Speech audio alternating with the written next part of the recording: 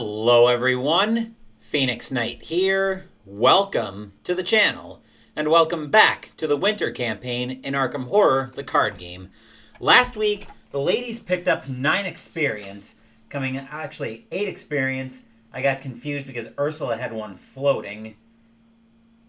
But we're on to the 4th scenario of the campaign, On Thin Ice. What say we jump in and start off with upgrades?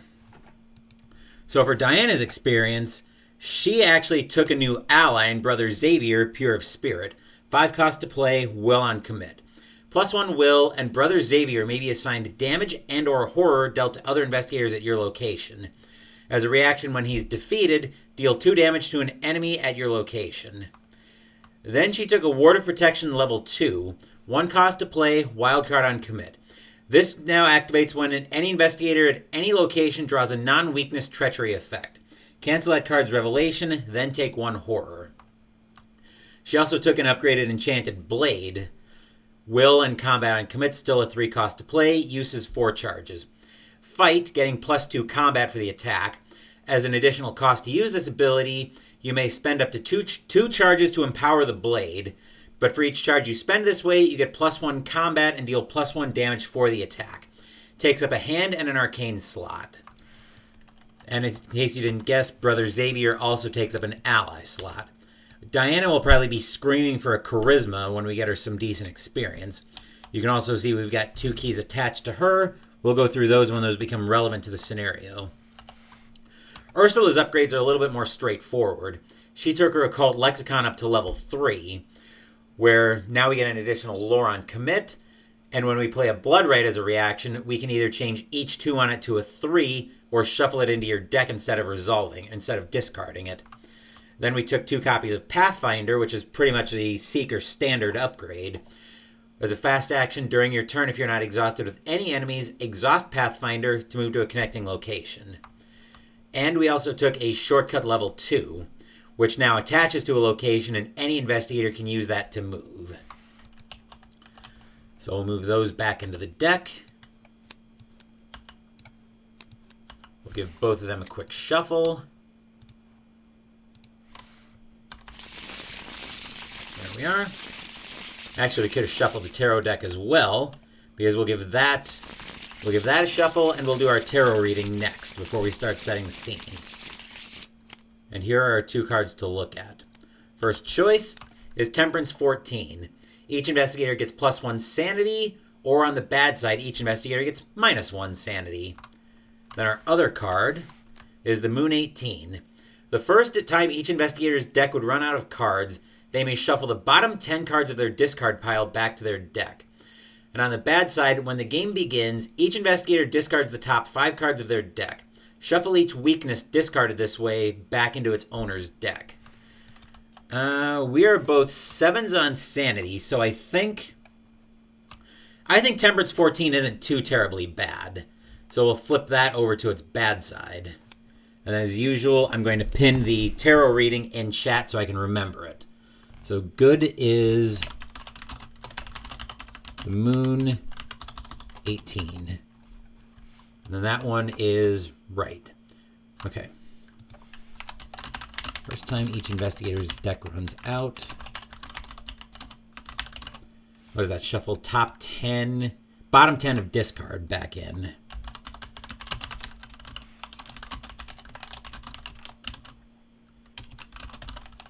Bad Temperance 14. Help if I could spell temperance in chat. Oop. That is not what I wanted to do. -1 sanity. Okay.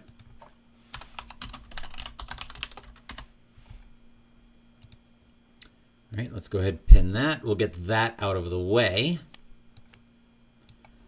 The tarot deck can go away as well. And we're all set to get into setup here. We'll put that back down over here. And now let's actually start setting up our scenario on Thin Ice. As a recollection, we'll go through the dossier entry for file number 33-K. Subject class, yellow. Real identity, unknown. Last known location, Anchorage, Alaska. Description, subject number 33K, hereinafter Thorn, is a tall, Gaunt person with androgynous features and fair complexion. Prefers practical, loose-fitting clothing. Subject appears to be redacted and conjectured to be far older than they appear. Collaborating source suggests date of birth in redacted. Subject wears a distinct red cravat around their neck, often obscuring their face. Paradimensional capabilities. Subject possesses acute sensitivity to redacted. Coterie leverages these capabilities to locate redacted artifacts and track movement of redacted. Sightings. Numerous sightings across the globe. Profiled as one of the most mobile coterie members. Despite notorious secrecy, Thorn has a reputation for appraising and acquiring redacted.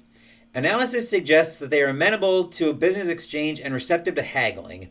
Recent activity suggests coterie is in a state of redacted. Approach procedure. You and Thorn are likely to have similar objectives. Extreme caution suggested. Thorn is likely to negotiate, but only on their terms. Diana, the first round of negotiations should not involve a blade. Intro. You have only just checked into your lodge in Anchorage when you receive an unmarked package. Agents. We have lost contact with several operatives in Central Alaska in recent weeks, likely due to coterie activity. One operative was looking into a possible lead.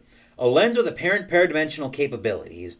Enclosed is the journal of prospector Rhett Landry, currently institutionalized at Morningside Sanatorium in Oregon.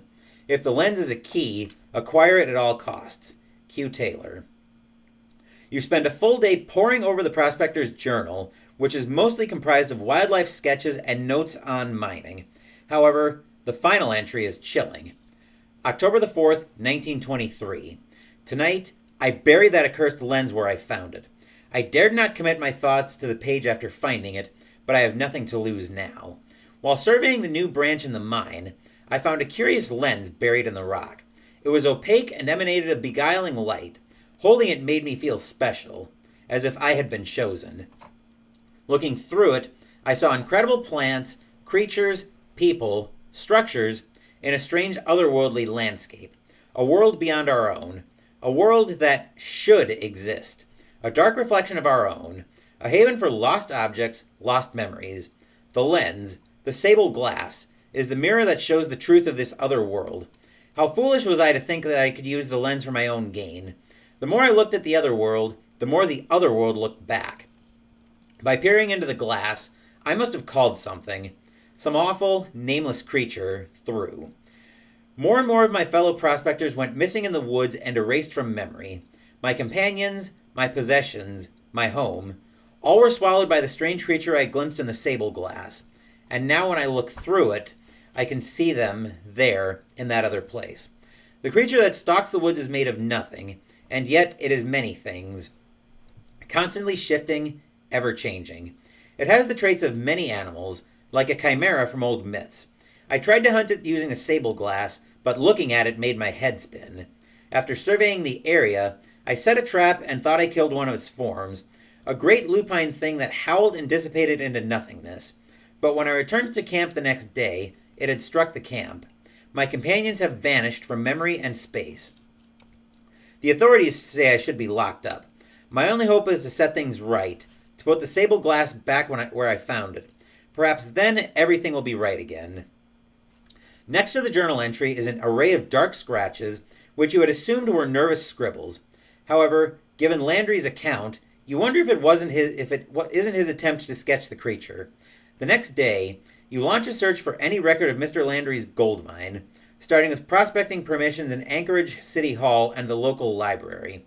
After a day of fruitless search, you still cannot find an official permit or record of a mine connected to Rhett Landry. As you return to the lodge that evening, you spot a tall, willowy figure with a distinct red cravat standing next to a packed sledge. Well met, the figure greets you with a self-satisfied smile. You must be the troublemakers everyone is talking about. Pleased to make your acquaintance. I'm Thorn. They extend a confident hand to shake yours. If you're here, I can only assume it is for the same reason as I. Keep a weather eye out. It's supposed to be quite cold near Fairbanks. May the best one win. Thorn winks at you, then mounts the sled. You wonder if Thorn's reference to Fairbanks was a clever misdirection or a friendly hint. After asking around the lodge, an attendant opens up about your rival's preparations. I was confused at first. until it became clear they were asking about something in tribal territory. You don't need a permit to prospect out there. After some more questioning, you have a good sense of Thorn's direction and the location of the mine. Read, only if an investigator has the Wayfarer trait. I would be stunned if Ursula doesn't have that. Diana has Cultist and Silver Twilight. Ursula's got Wayfarer, just like I thought. Okay, so we get to read this. Wherever you're going, you want to follow the river. Gold mines are usually built within 100 yards of a river and are often connected to the river by a channel for fresh water and silt for panning. Before you head out, you ask for directions.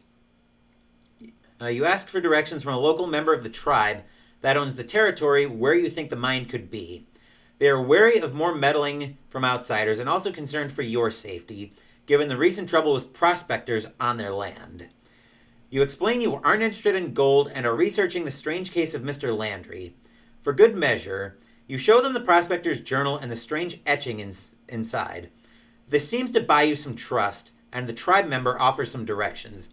Be especially careful crossing the rivers this time of year, they tell you.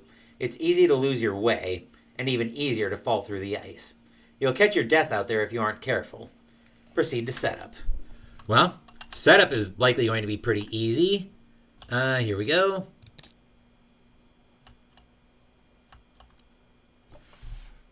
Let's just make sure there's nothing dumb that needed to happen here. Yes, actually, there is something that's going to need to happen. So... And there's our cool graphic. Okay, so we've got all the encounter sets gathered. Put the Anchorage and Fairbanks locations into play. Each of us begins at Anchorage. We'll take a look at that in a second once we finish setting up. Let's see, shuffle the 3 Alaskan wilderness locations together so we don't know which is which. Put each of them into play adjacent to Fairbanks. Set the remaining 3 outer wilderness locations aside out of play. Those should be in here already. They are. Okay. I'm just looking in the box. So we shuffle those. And then put each of them in play adjacent to Fairbanks.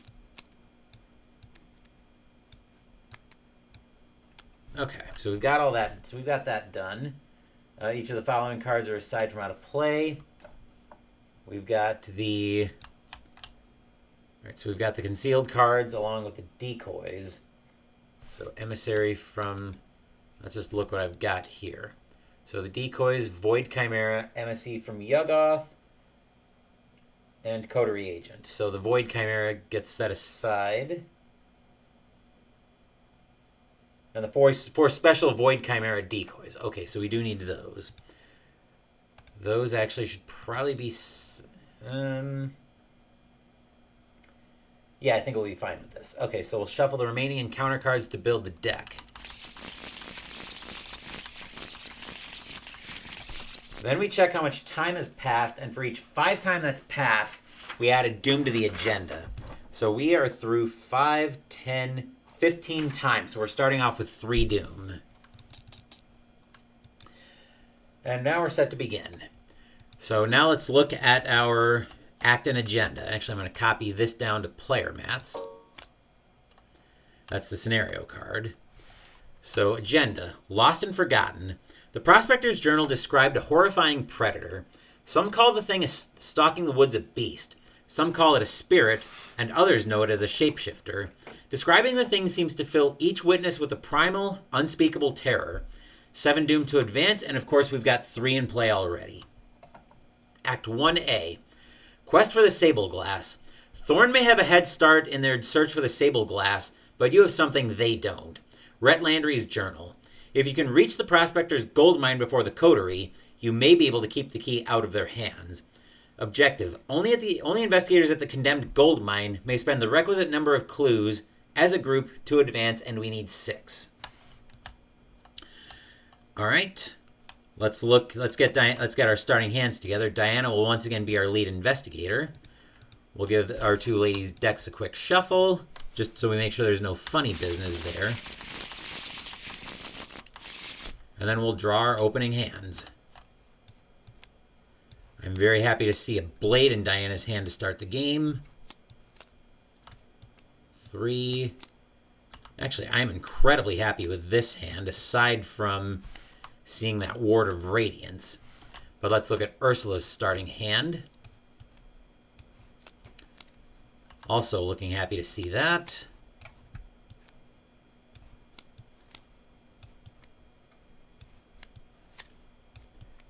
Okay, Call of the Unknown will go back, and then we'll draw a fresh card. Okay, looking at Diana's hand, I think we're going to put the Ward of Radiance back. Do I want to put the Shriveling back too? I don't think we'll put that back. Then we'll draw another card. Ooh, I am very happy to see that. That's a hand. As for Ursula, I'm going to put back I've Got a Plan. Yeah. All right, that's a hand. Not exactly one I'm happy with, but serviceable. Okay. So now let's look at our starting location. Anchorage. Anchorage bustles with excitement brought on by the gold rush. Almost every street you walk down has a new facade under construction. The sheer number of rugged pioneer folk walking the streets makes you feel out of place in your everyday clothes. This flips into Shroud of 2 clues. As an action, choose a set-aside hollow. Its owner draws it. Limit once per round. As an action, we can resign. I thought Alaska was supposed to be nice this time of year. Excuse me. And with that, I think we are all set to begin. I don't really want to waste either a Drawn to the Flame or a deduction here, but I think Ursula will lead us off. She's going to start off with a Magnifying Glass as a fast action, which will give her a +1 lore while investigating. A lens into a world unseen can reveal things you wish it hadn't. Ursula for action 1 will then investigate. She's at a 5 to a 2. She's up 3. We'll give the bag a quick shuffle. All right. Up 3. And we get Tentacle Touched. Action 2, run it back. -2 is more like it, so that'll give her a clue. Then action 3, Ursula's going to move over to Fairbanks. Fairbanks is the perfect place to replenish your supplies and research routes to the gold mine. And then that'll flip into Shroud of 2, no clues. When an investigator at Fairbanks as a reaction draws a hazard treachery, spend 2 resources to cancel that treachery's effect and discard it. All around me I sensed a queer coldness in the demeanor of my neighbors, my friends. Virgil Gray in the Court of the Outsiders. Ursula could technically take a move and investigate action here, but there's nothing happening. There's nothing there for her, so that will end her turn. Diana is at a lore of 3 to 2. Diana will investigate for action 1. She's up 1. Cultist is -4. If you fail, choose a non-weakness card in your hand and set it aside out of play as a hollow. Gross. Diana's going to put Shriveling out of play, and we have to be here to draw it, which is unfortunate. Action 2. Diana's going to pay 3 resources to play out her Enchanted Blade. As a fight, we get +2 combat for the attack. As an additional cost, you can spend up to 2 charges to empower the blade. For each charge you spend this way, +1 combat and deal +1 damage for the attack. So that'll go there. And then action 3, Diana will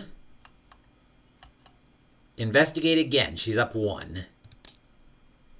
I'm going to shuffle that bag. That's the second time in a row. All right, up 1. Rune is -2, -5 instead if the Void Chimera is at your location. He's not, but that's still enough to fail us. That'll do it for Diana. That'll do it for the investigation phase. Enemy phase, we've got no enemies in play right now, so we'll do upkeep. And Diana will find a Hallowed Mirror. 2 cost to play, Loron Commit. It's similar to the Occult Lexicon, except it gives us the Soothing Melodies instead of Blood Rites. And then Ursula will draw Strange Solution, Unidentified. As an action, test lore 4. If you succeed, discard strange solution and draw 2 cards. Record in your campaign log that you identified the solution. Mythos phase, 4 Doom on the agenda. Remember, we started with 3 because as part of setup we had to put 1 Doom up for every time that's passed. Diana will draw Matter Inversion. Attach to an outsider enemy without a copy of Matter Inversion. If you cannot, Matter Inversion gains Surge. Since there's no enemies in play, we can't attach this, so this gains Surge. Which means Diana will now draw a Coterie Agent. Concealed 2. After it enters play, after the shadows, place 1 Doom on it. When Coterie Agent is exposed, discard it. A flash of red and a fleeting shadow. So he will go to the shadows. We'll get the Coterie Agent C. We'll just use... Okay, here we go. 2 decoys. So now we have 5 Doom in play because of the... Now we have 5 Doom in play because of the Coterie Agent. And we'll put it up there. And then Ursula will draw Crypt Chill. As an action, test lore 4. If you fail, choose and discard an asset you control. If you can't, take 2 damage instead. The supernatural cold threatens to freeze your soul. Okay, let's go with a Eureka to commit to get Ursula up to even. And a 0 gets us all clear. So that's discarded. And Ursula gets to look at the top 3 cards of her deck for a card. Pathfinder, Hawkeye Folding Camera, and Level 0 Shortcut. Let's take the Pathfinder, which will probably be playing that first. But I'm getting ahead of myself on that. All right. And Ursula, that'll bring us into the... back to the investigation phase, and Ursula will be our first player. So speaking of that Pathfinder, she will spend 3 resources and her first action to play it. As a fast action during your turn, if you're not engaged with any enemies, exhaust Pathfinder to move to a connecting location. Searchers after horror haunt strange, far places. H.P. Lovecraft, The Picture in the House.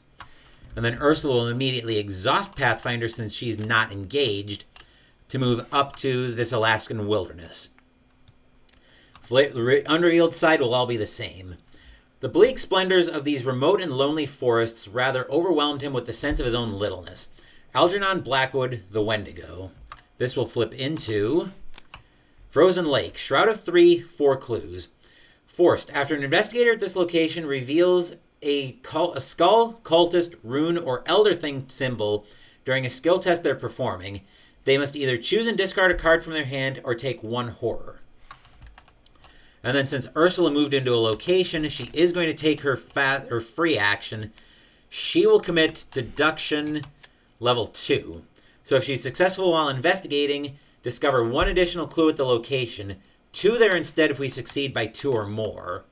So Ursula's at a 5, 7. She's up 4, trying to discover 3 clues. That's a cultist, which is -4. Are you kidding me? That is the 3rd time I've pulled this. That's the 2nd time I've pulled this cultist today. So unfortunately, Ursula fails, and we will set Strange Solution aside as a hollow. And since we revealed a cultist, we either have to discard a card from her hand or take 1 horror.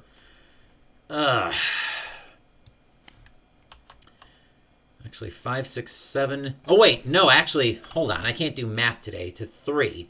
Cultist is a -4. So we actually succeeded at that test. So Cultist was a -4. We were at a 5, 6, 7 after we committed deduction. So we were up 4, which means Ursula does succeed at the test.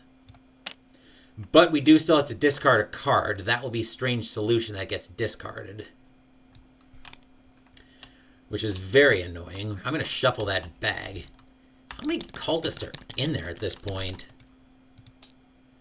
Yeah, 2 cultists, I guess. Alright. And then action 2. Ursula will run the investigate back. She's up 2. That's a -2, which will get her another clue. And then action 3. One more time. Ursula's still up 2. Elder Sign is +1. After this test ends, you may move to a connecting location. So she'll get the clue, and she will gladly move back to... She'll gladly move it back to Fairbanks.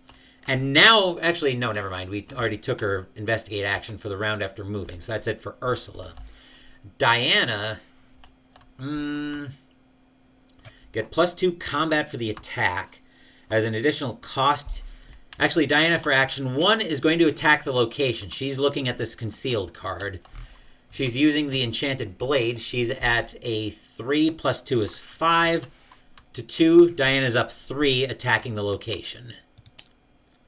That's a -1, so Diana will succeed. She'll flip over the concealed card and find a decoy. Which means the coterie agent is still out there.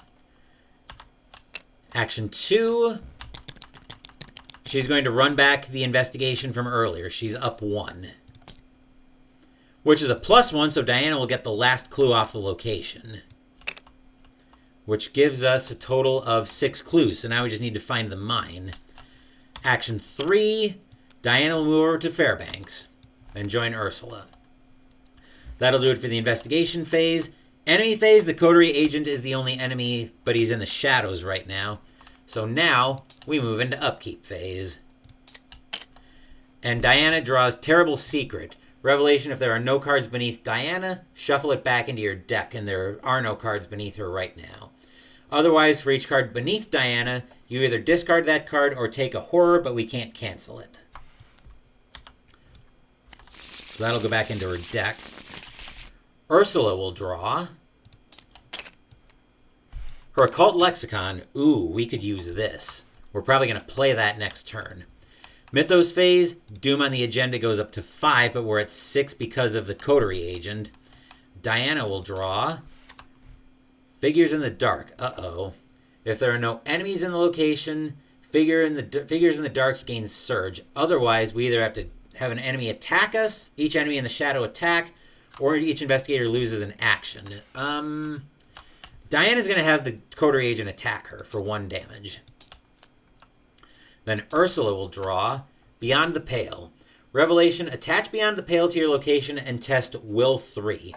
If you fail, take 1 horror for each treachery attached to your location. After this test ends, if there are exactly 3 copies of Beyond the Pale in play, discard them.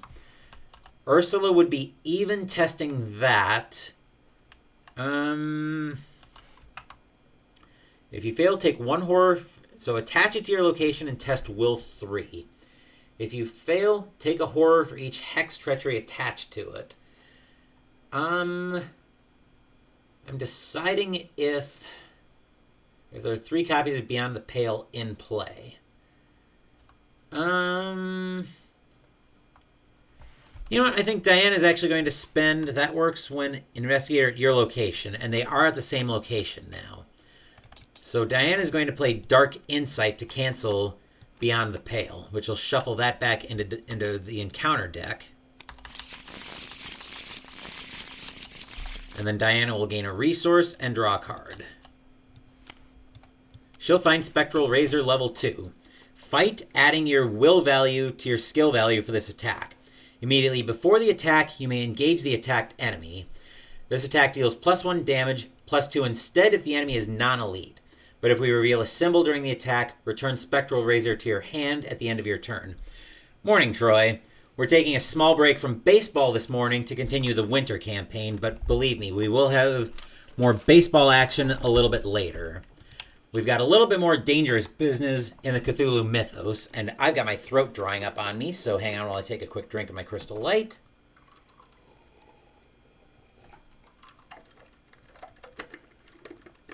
We'll also have Mystical Munchies a little bit later this afternoon.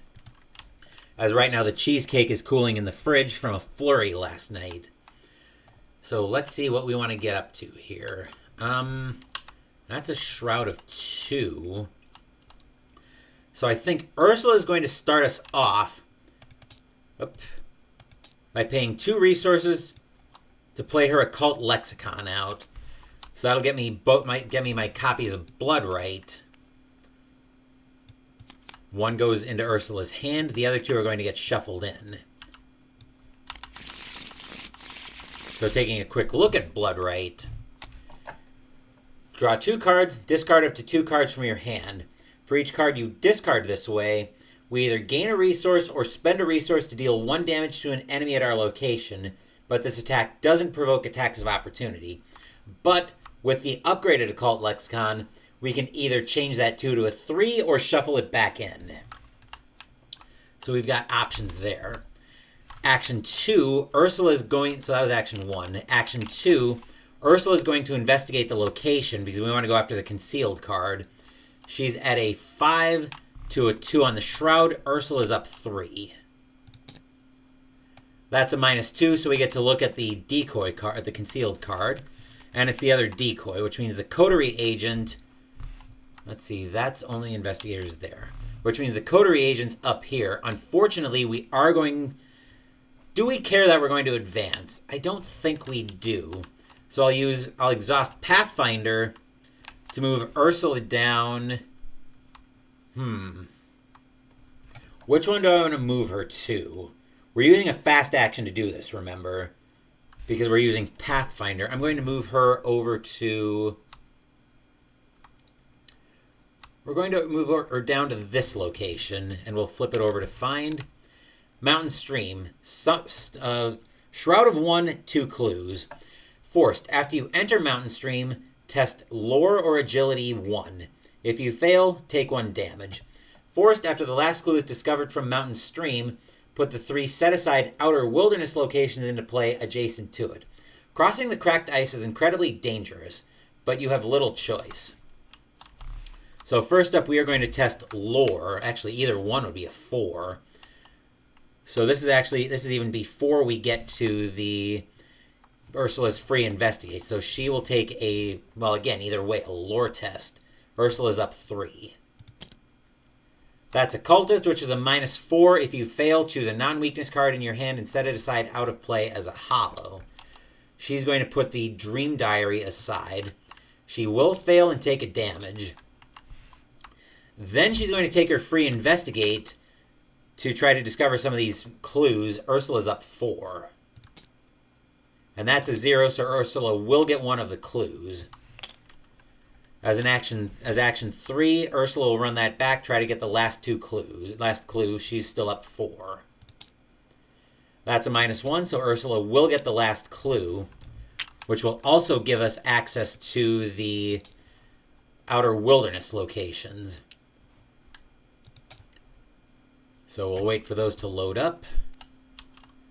And then we will put them into play adjacent. So we'll move the lead investigator icon for Diana. And we'll do that. Unfortunately, that was Ursula's last action. So, where do I want to move Diana to? I'm hoping we don't have terrible luck and our last location is down here.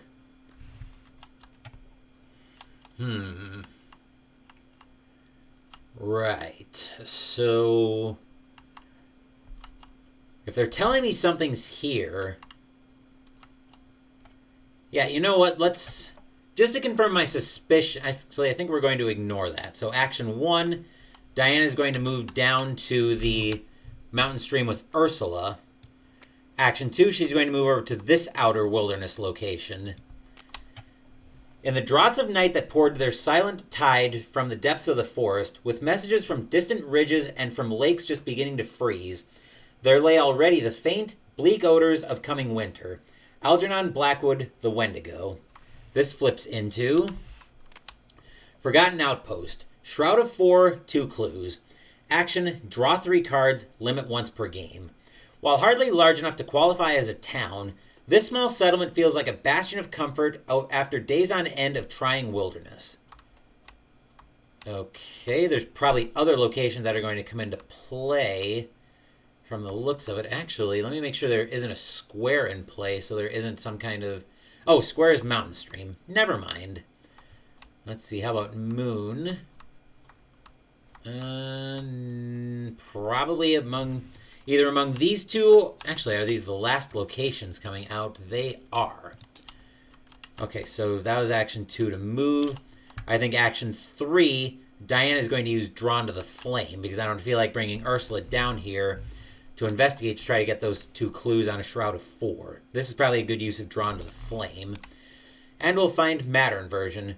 Revelation attached to an outsider enemy without a copy of Matter Inversion attached. The Coterie agent is not an outsider enemy, so that gains Surge again.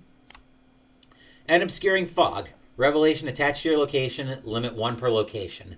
Attached location gets +2 Shroud. Forced. After attached location is successfully investigated, discard Obscuring Fog. As of now, I don't care about that because that gives me the 2 clues off of the location. That may turn into a problem if we end up getting more concealed enemies, but we'll find that out soon enough. That will do it for Diana. That'll do it for the investigation phase. Enemy phase, the Coterie agent is our only enemy in play. So now we'll do Upkeep. And Diana will find a Hand of Fate. Fast, play when an enemy attacks an investigator at your location. Cancel the attack, then add Bless tokens to the Chaos Bag equal to the attacking enemy's total combined damage and horror values. And Ursula will draw Back Injury. Uh-oh.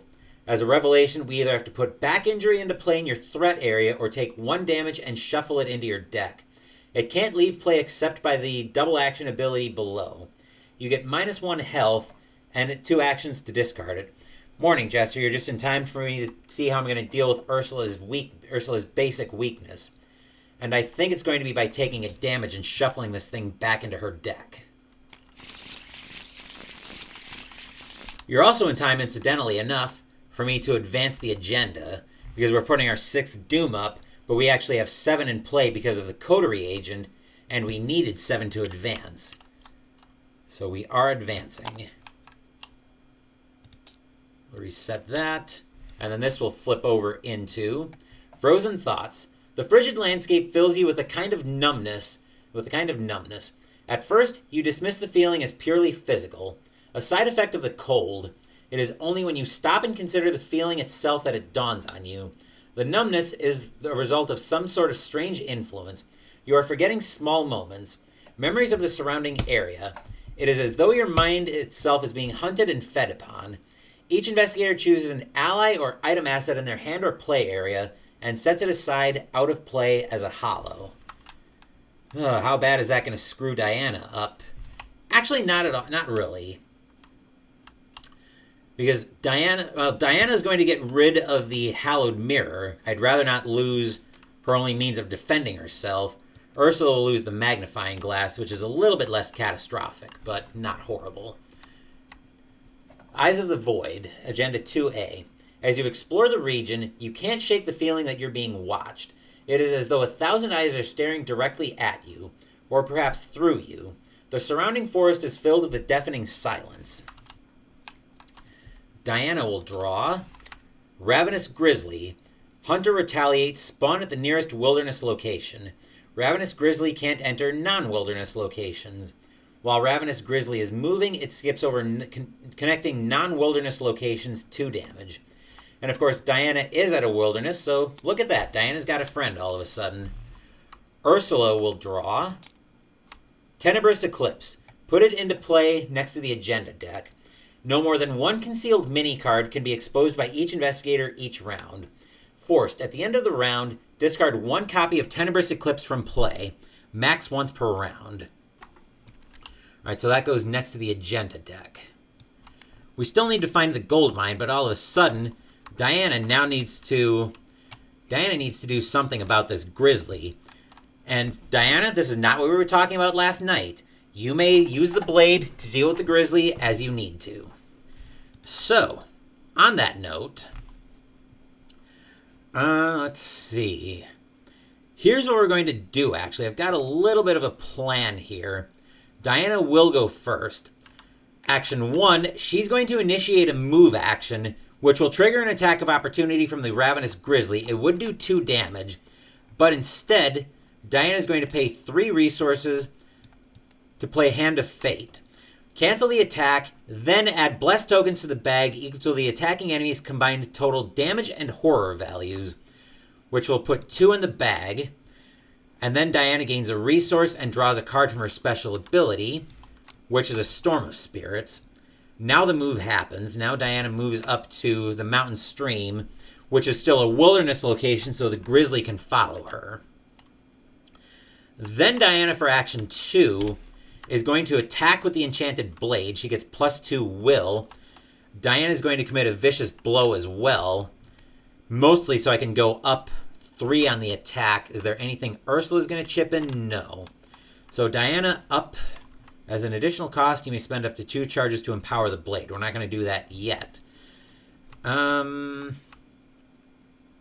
Yeah, let's go with that. Diana is up, let's see, 3, 5, 7 to 4. Diana's up 3. Yep, 3. -2. The grizzly is very much deceased. So grizzly goes toodaloo. And then action 3, Diana is going to move down to this outer wilderness location, and we'll flip it over, into the Hunter's Lodge. Shroud of 4, 2 clues. Forced. When you reveal Hunter's Lodge, test Will or Lore 3 to talk the Hunter down. If you fail, take 1 damage. Forced. When a monster enemy enters this location, deal 1 damage to it. And here you thought the outsiders were the dangerous ones. Alright, so Diana is testing at even either way, unless I use the Eye of Ravens, which I think I will. During a skill test at her location, I'm going to set the base skill value for this to 6. So that'll flip to its unstable side. So Diana is up 3 because I'm using the Eye of Ravens. Bless is up 5. Well, So the way Bless and Curses work in this game is a little bit unique. As you saw, we added tokens to the bag. So Diana pulls a Bless token, so now she's up 5, but she's got to draw again. That's a 0, so we're all clear there. The Bless comes out of the bag, though.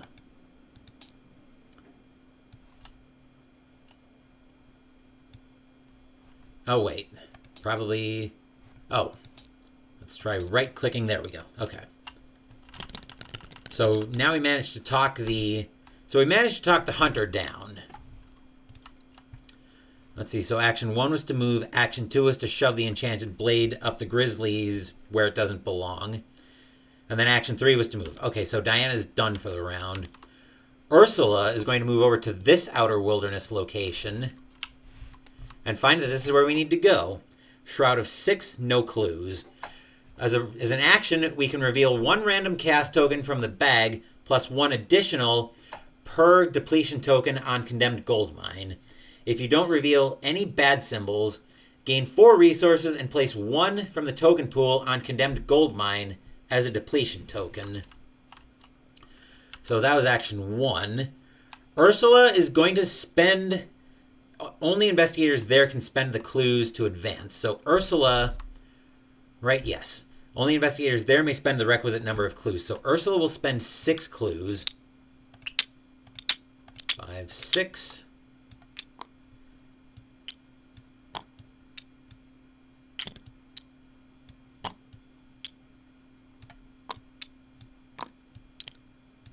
And she will advance the act.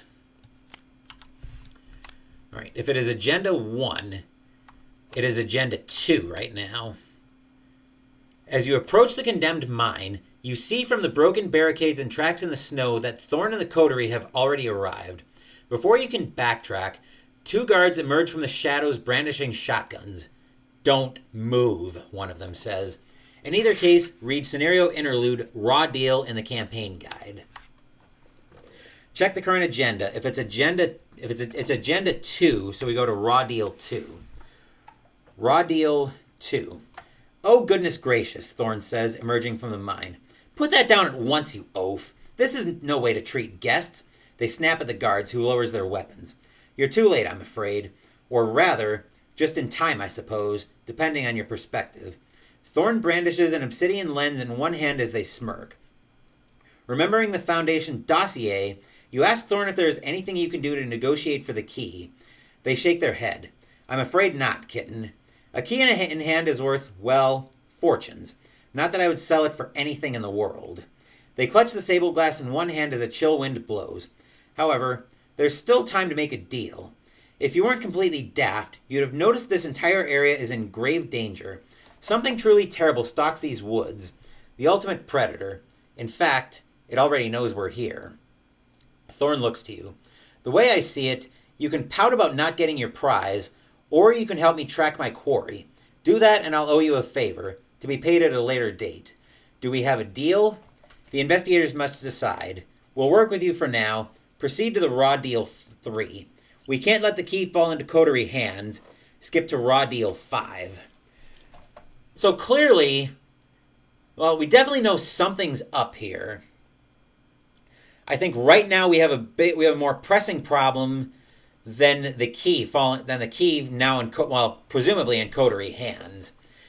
I think for now we team up against a common enemy. We can come back to this and deal with getting the key later. So let's work with him for the time being. So raw deal 3. Brilliant! We shall have to pop some champagne when this is all over and done.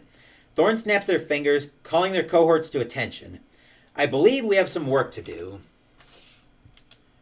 In your campaign log, record the cell made a deal with Thorn.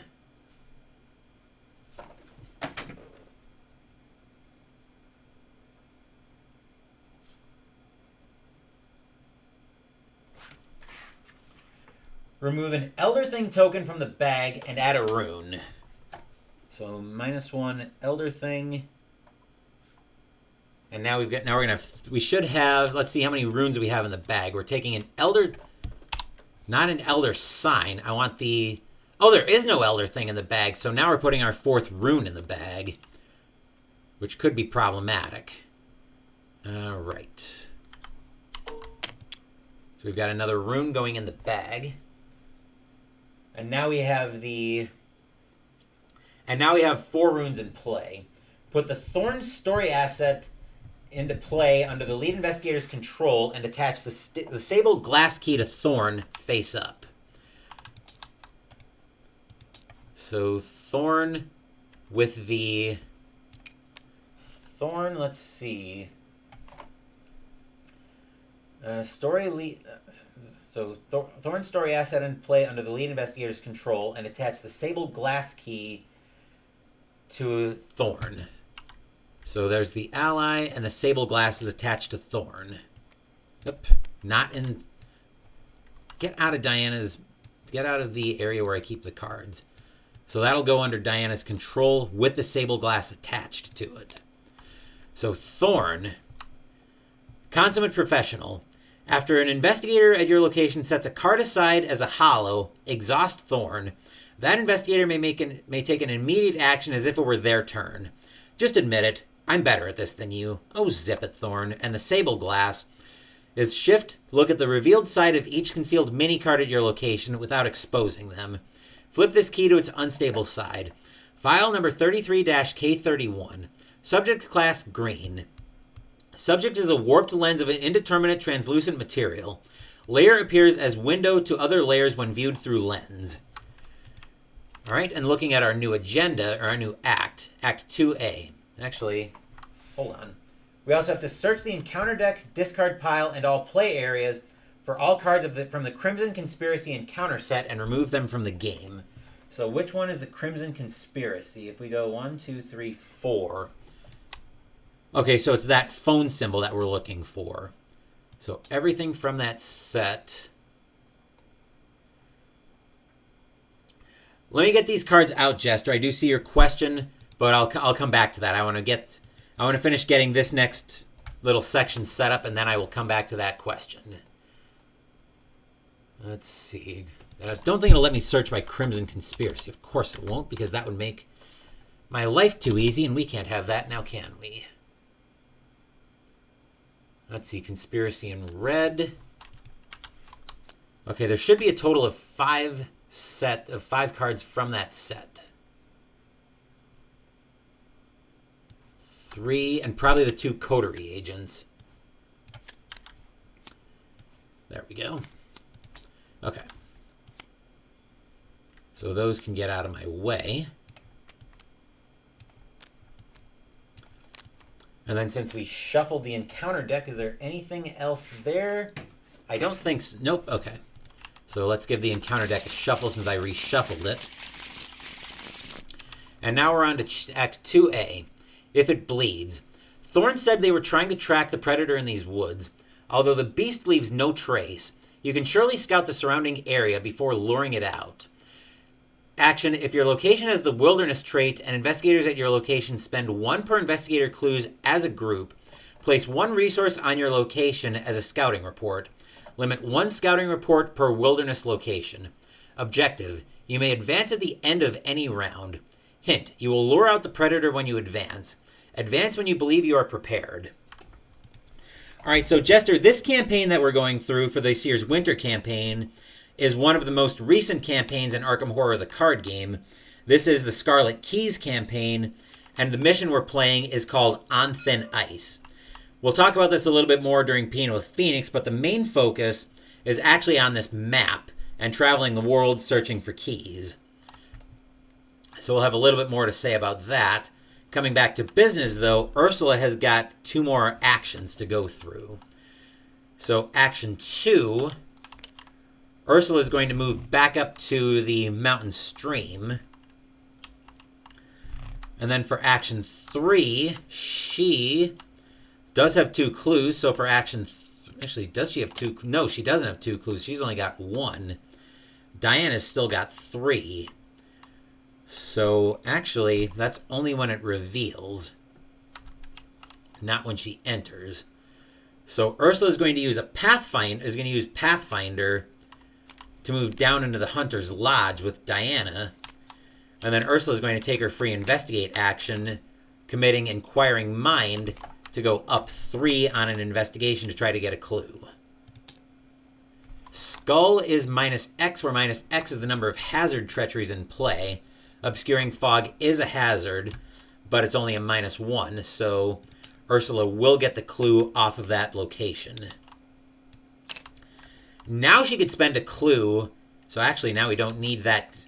Now we don't need that concealed card. I was trying to think of what it was called for a second there. Now for Action 3, Ursula could put a scouting report down about the lodge. Actually, now we both could. Yeah, actually, let's do that. Each of our ladies will spend a clue to put down a that goes on the location. So that'll be a scouting report on the Hunter's Lodge. That'll do it for that'll do it for Ursula. That'll do it for the investigation phase. Enemy phase, no enemies in play. The only one that was in play was the the only one in play was the coterie agent, and that got removed. So now we do upkeep. And now Diana draws Terrible Secret once again. So this time we have cards beneath Diana, which means for each card beneath her, we either discard it or take a horror, and we can't cancel it. Not that we have a cancel card to use. Diana's going to take 2 horror. And then Ursula, that was her last action. Ursula will draw Hawkeye Folding Camera. 2 cost to play, will on commit. After the last clue is discovered from your location, place a resource from the token pool on this card as evidence. Limit once per game at each location. While Hawkeye Folding Camera has 1 or more evidence plus 1 will, 2 or more plus 1 lore, 3 or more evidence plus 1 sanity. Before we go into the Mythos phase, the one thing I will say about this game, Jester, or about this campaign, is it's been described as Eldritch Horror, the card game, and given the world traveling experience, I can't say that whoever's described it as that has been wrong. This Tenebrous Eclipse gets discarded. Mythos phase puts our first Doom on the agenda. Diana will draw Cracking Ice. Put it into play next to the agenda deck. Then, if there are 3 or more copies of Cracking Ice next to the agenda deck, discard them all, and each investigator at a wilderness location tests Agility 4. Each investigator who fails must either take 1 damage, 1 horror, or lose an action for each point they fail by. So that goes next to the agenda deck. And then Ursula will draw Beyond the Pale. Attach it to your location and test Will 3. We saw this earlier, so this time we have to attach it to the location. And then test Will 3. Ursula is even. That's a 0, so we managed to pass that. Which means it stays there. But if we fail, take a horror for each hex treachery attached to your location, which there was only one there. So after the test ends, if there are 3 copies of Beyond the Pale in play, discard them. I'll give the bag a quick shuffle, and then we'll be all set for the investigation phase again. Let's see. Ursula will go first. She's going to spend 2 to put her Hawkeye folding camera into play. Action 2, she's going to investigate. Unfortunately, she's even, and Diana can't give her a lot of help. So even. +1 gets Ursula the clue and a resource on Hawkeye folding camera. So now she's got +1 will, which is very cool. Then she'll exhaust Pathfinder to move up, not Beyond the Pale, move up to the wilderness, the mountain stream, I should say. And then action 3, now that she's got 2 clues, she's going to spend them to make another report. So now we've got a report at the mountain stream. And that's it for Ursula. She could have taken a free investigate, but there's no need for that here. Diana is going to move for action 1. She's going to move up to the mountain stream. Action 2, she'll come down to Forgotten Outpost. And action 3, she'll spend 2 of her clues to make a report there, make a scouting report there as well. That'll do it for Diana. That'll do it for the investigation phase. Enemy phase. No enemies in play right now, so now we do upkeep. Diana will find a machete. 3 cost to play, combat on commit. Fight, +1 combat for the attack. If the attacked enemy is the only enemy engaged with you, the attack deals +1 damage. We'll go through flavor text when we play it. Ursula will draw. Dr. Milan Christopher, where has Homeboy been this whole scenario? 4 cost to play, lore on commit. +1 lore, and after you successfully investigate, gain a resource. Mythos phase puts our second Doom on the agenda. We need 6. Diana draws another copy of Cracking Ice. Oh, that's fun.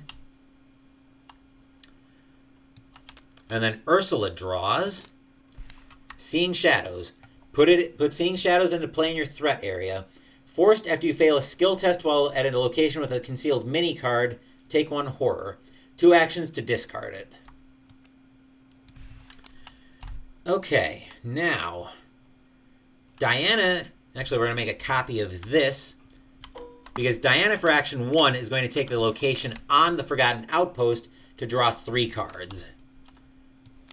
1, 2, 3. Okay, I don't completely hate that, I just mostly hate it.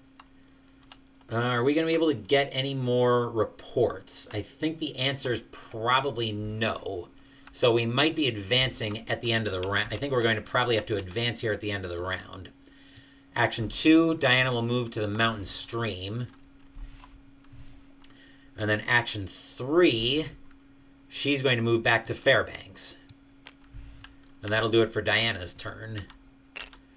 Ursula, we're going to declare the start of Ursula's turn. Then she's going to exhaust Pathfinder to move up to Fairbanks. Action 1, she's going to move over to this last Alaskan wilderness. Shroud of 3, 4 clues. The first hazard treachery revealed by an investigator at this location each round gains surge. The silence of the vast listening forest stole forward and enveloped them. Algernon Blackwood, the Wendigo, victory 1. Then she'll take her free investigate action. Ursula's up 1. That's a +1, so Ursula will get a clue. Action 2, she'll take a resource. And action 3, she will investigate, again up 1. Tentacle touched. Not the worst thing in the world. That'll do it for Ursula. That'll do it for the investigation phase. Enemy phase, still no enemies in play. So now we do upkeep phase. Diana will find a Read the Signs. 2 cost to play, will and lore on commit. Investigate plus will for your skill value for this investigation. You may ignore any effect or keyword on your location which would trigger during the investigation. If you succeed, gain 1 additional clue.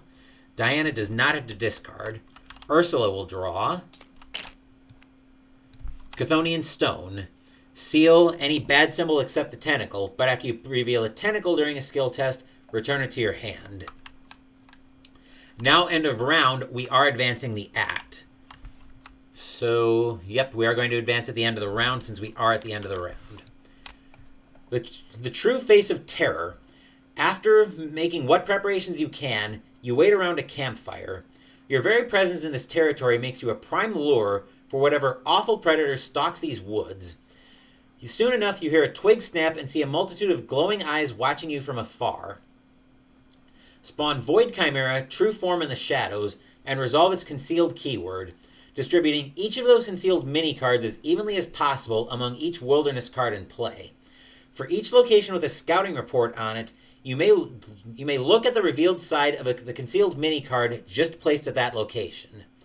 So spawn Void Chimera. Okay, spawn Void Chimera True Form.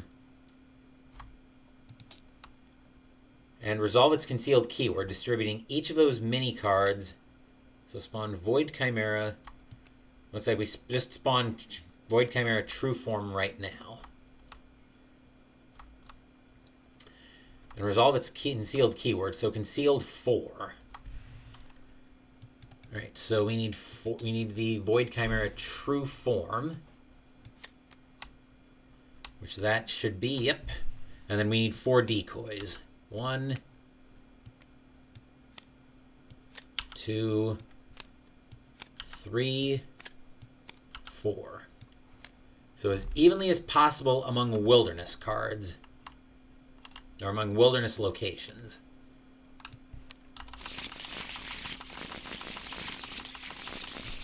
Okay. Then we place them as evenly as possible among wilderness locations in play. So we'll go 1, 2, 3. I'm just checking here. Yep, 1, 2, 3, 4, 5. Okay. And then for each locations with scouting reports, which are these 3, we can look at the revealed. We can look at the revealed side of the concealed mini card just placed at that location. So let's start down here with the Forgotten Outpost. Ah, mother! Of course it goes to this location with the obscuring fog. Decoy and decoy.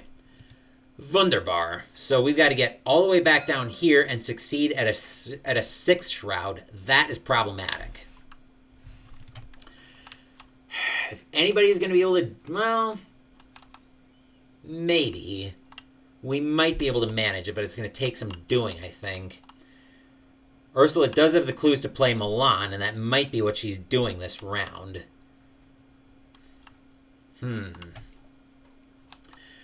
Okay. Alright, so for each location with a scouting report, yada, yada, yada. Okay. Prowling Nightmare. The shifting, chimeric form of the paradimensional beast flits in and out of view. It is playing games with you, much like a cat plays with a mouse.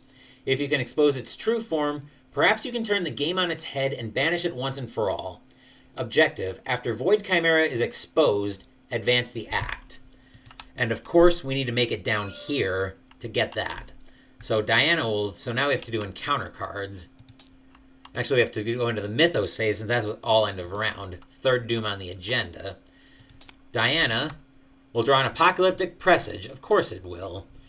Forced. After Apocalyptic Presage enters play, each investigator chooses a non-weakness card they control in their hand or play area and sets it aside out of play as a hollow. And when it's defeated, instead of adding it to the victory display, discard it and choose up to 3 set-aside hollows. Add them to the owner's hand. Well, fortunately, Diana can set aside 3 cards by herself. She'll set aside her extra enchanted blade. We'll put aside her Storm of Spirits, because I don't think we're going to need that. And we'll put aside... I don't want to put aside... We'll put aside the Read the Signs. So those are Diana's hollows. Ursula will draw Substance Dissimulation. For each set-aside hollow you own, if there are one or more copies of that hollow in your play area and or hand, discard those copies and take 1 damage and 1 horror. If no cards are discarded by this effect, choose a non-weakness card you control in your hand or play area and set it aside out of play as a hollow. I need to go back over to Thorn in a second, but I'll finish dealing with this first. File AV-245 Supplemental. No energy conversion observed. What happens to hallowed matter? For each set-aside hollow you own, so that's the Dream Diary and the Magnifying Lens, which we don't control any of those. If no cards are discarded by this effect, we put something aside. We will put the Chthonian Stone aside.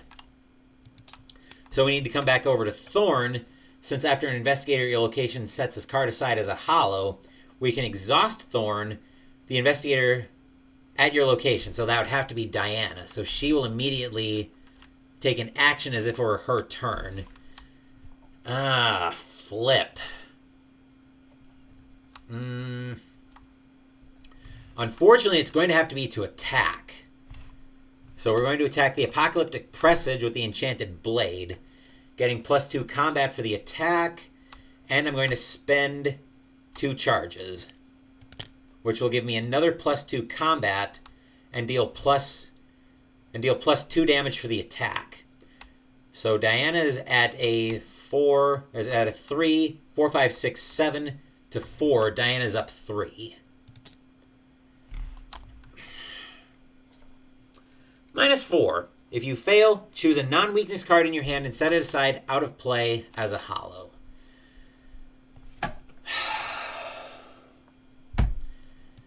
Bye-bye machete.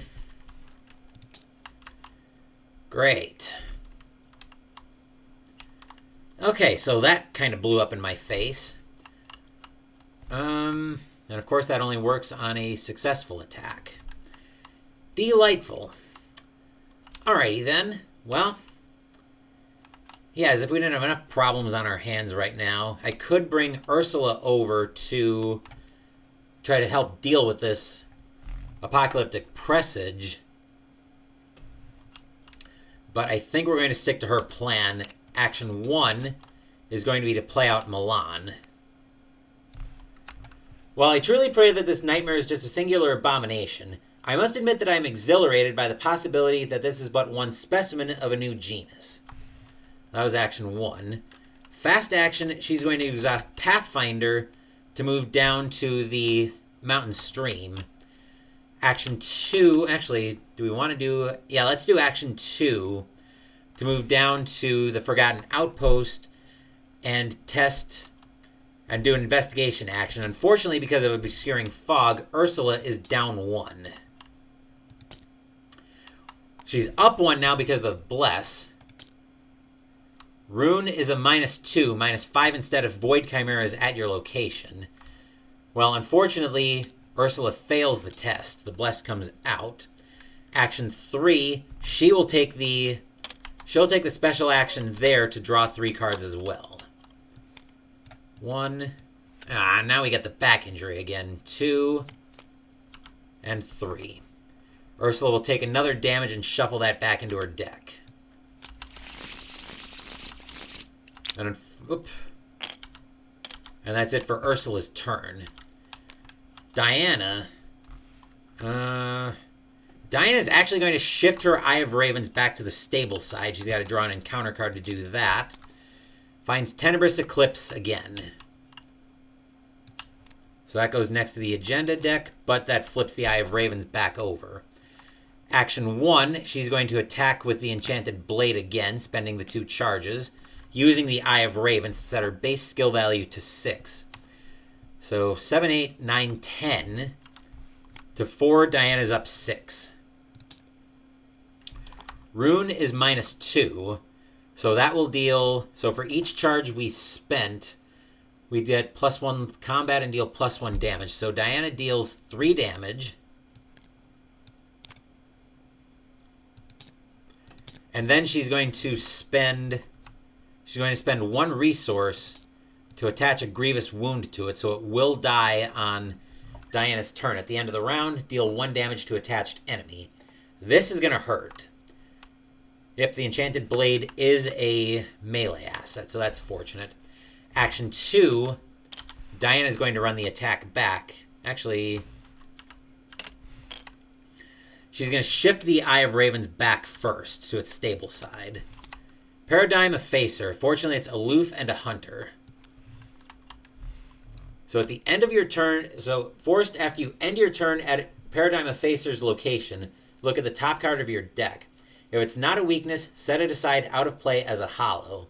Then, if you own 3 or more set aside hollows, Paradigm Effacer attacks you. We need to get away from this as fast as we can. We might have to take an attack of opportunity to do it, but I do need to be aware of the card having... I do need to be aware of us having 1 less sanity this round. It does 1 and 1. So that's shift the Eye of Ravens back. Attack... let's see, action 2. She's going to shift the Eye of Ravens back and then run the attack back with the Eye of Ravens. So 6, 8. Diana's up 4.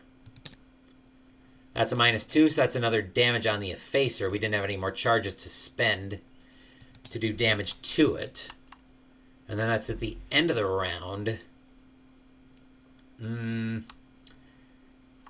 Well, since I know she's getting attacked for at least 1 and 1, I'm going to shift the last Blossom to heal 1 and 1. That heals from each investigator at your location. So that's only going to heal Diana, but still, that's better than nothing here. And then action 3,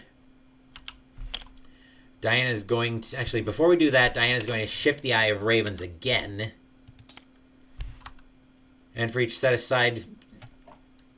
For each... In your play... Oh, great. This is a problem. So for each set aside hollow you own, if there are 1 or more copies of that hollow in your play area and or hand, discard those copies and take 1 and 1. Oh, for crying out loud. If no cards are discarded this way, so we have to discard the Enchanted Blade and take 1 and 1. But we shift the Eye of Ravens back. Well, we are going to be shifting it immediately again. To punch the Apocalyptic Presage, Diana's up 2. That's a -2, so actually that's dead, which means that gets discarded, and instead of... So when it's defeated, instead of adding it to the victory display, discard it and choose up to 3 set-aside hollows. So, let's see. Diana wants her Enchanted Blade back. We will take the... I think we're going to need the Hallowed Mirror here pretty quick.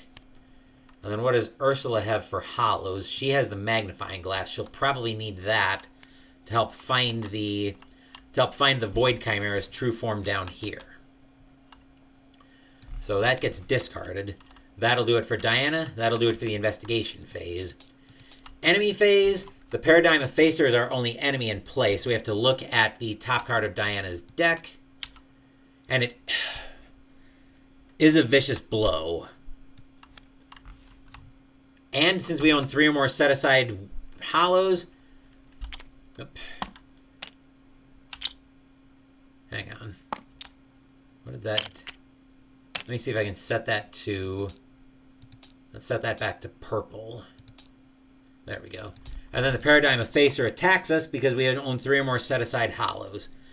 Wunderbar. So that was the enemy phase. Now we do upkeep.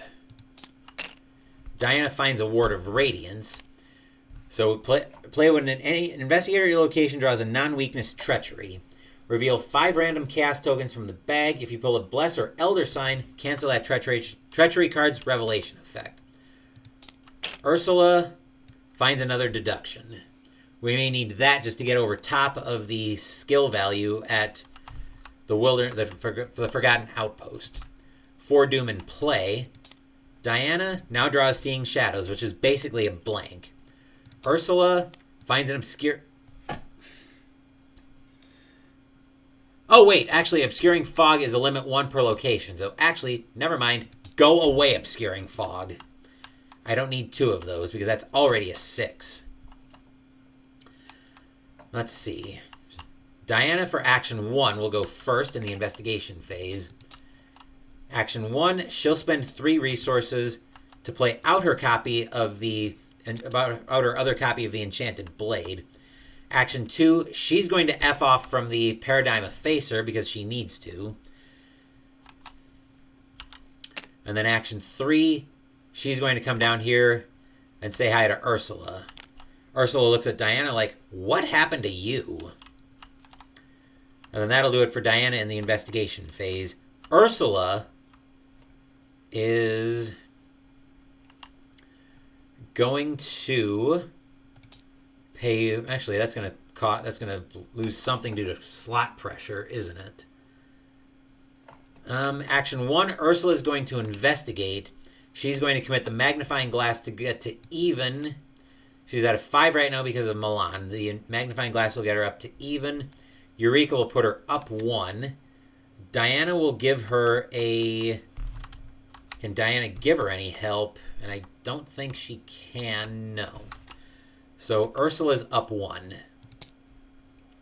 That's a -1, so we successfully investigate. More importantly, we do expose the Void Chimera's true form, so since we did that, we advance. Which now, okay, this is going to turn into something different. So let's put this up here for a second. Outsider's Lair. Shroud of 4, 4 clues. Revelation. Put Outsider's Lair into play and move Void Chimera true form and each investigator at its location. Actually, wait a second. Did I do something wrong here? Hang on. Something's not right here. Okay, looks like it just... What? Why is it being like this? Okay, I'm just going to zoom in on this. The alt is being weird. Okay, so it was the true form. Okay, so Outsider's Lair. So Revelation, put Outsider's Lair into play and move Void Chimera true form and each investigator at its location to Outsider's Lair. While Outsider's Lair has no clues on it, Void Chimera true form gets -1 fight and -1... Oh, wait a minute. I think I was supposed to use the special... decoys for the Void Chimera. It didn't say to, though. Maybe that would have happened if it was something a little bit different. So it looks like we've got the true form of the Void Chimera here. So it looks like we moved both of our ladies to it. And the Obscuring Fog gets discarded from the location. Alright, while it has no clues on it, Void Chimera gets -1 fight and -1 evade, victory 1. Void Chimera, 4. 4 per investigator, so 8, 4. Concealed 4, massive. You can't expose any concealed mini cards while one of Void Chimera's other forms is in play.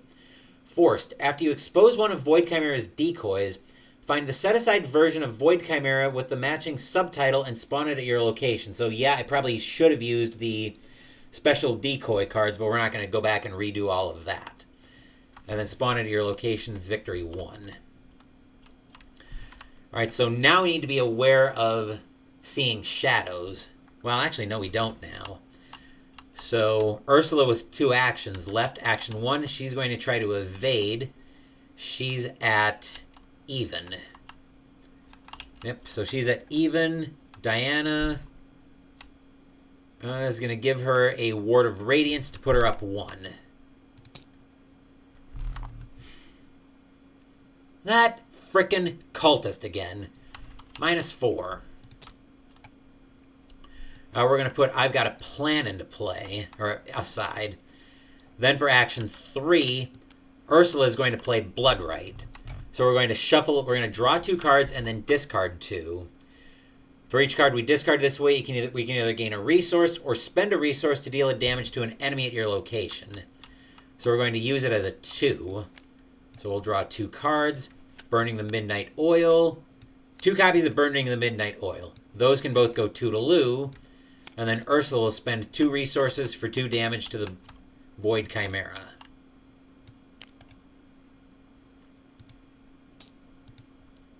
What?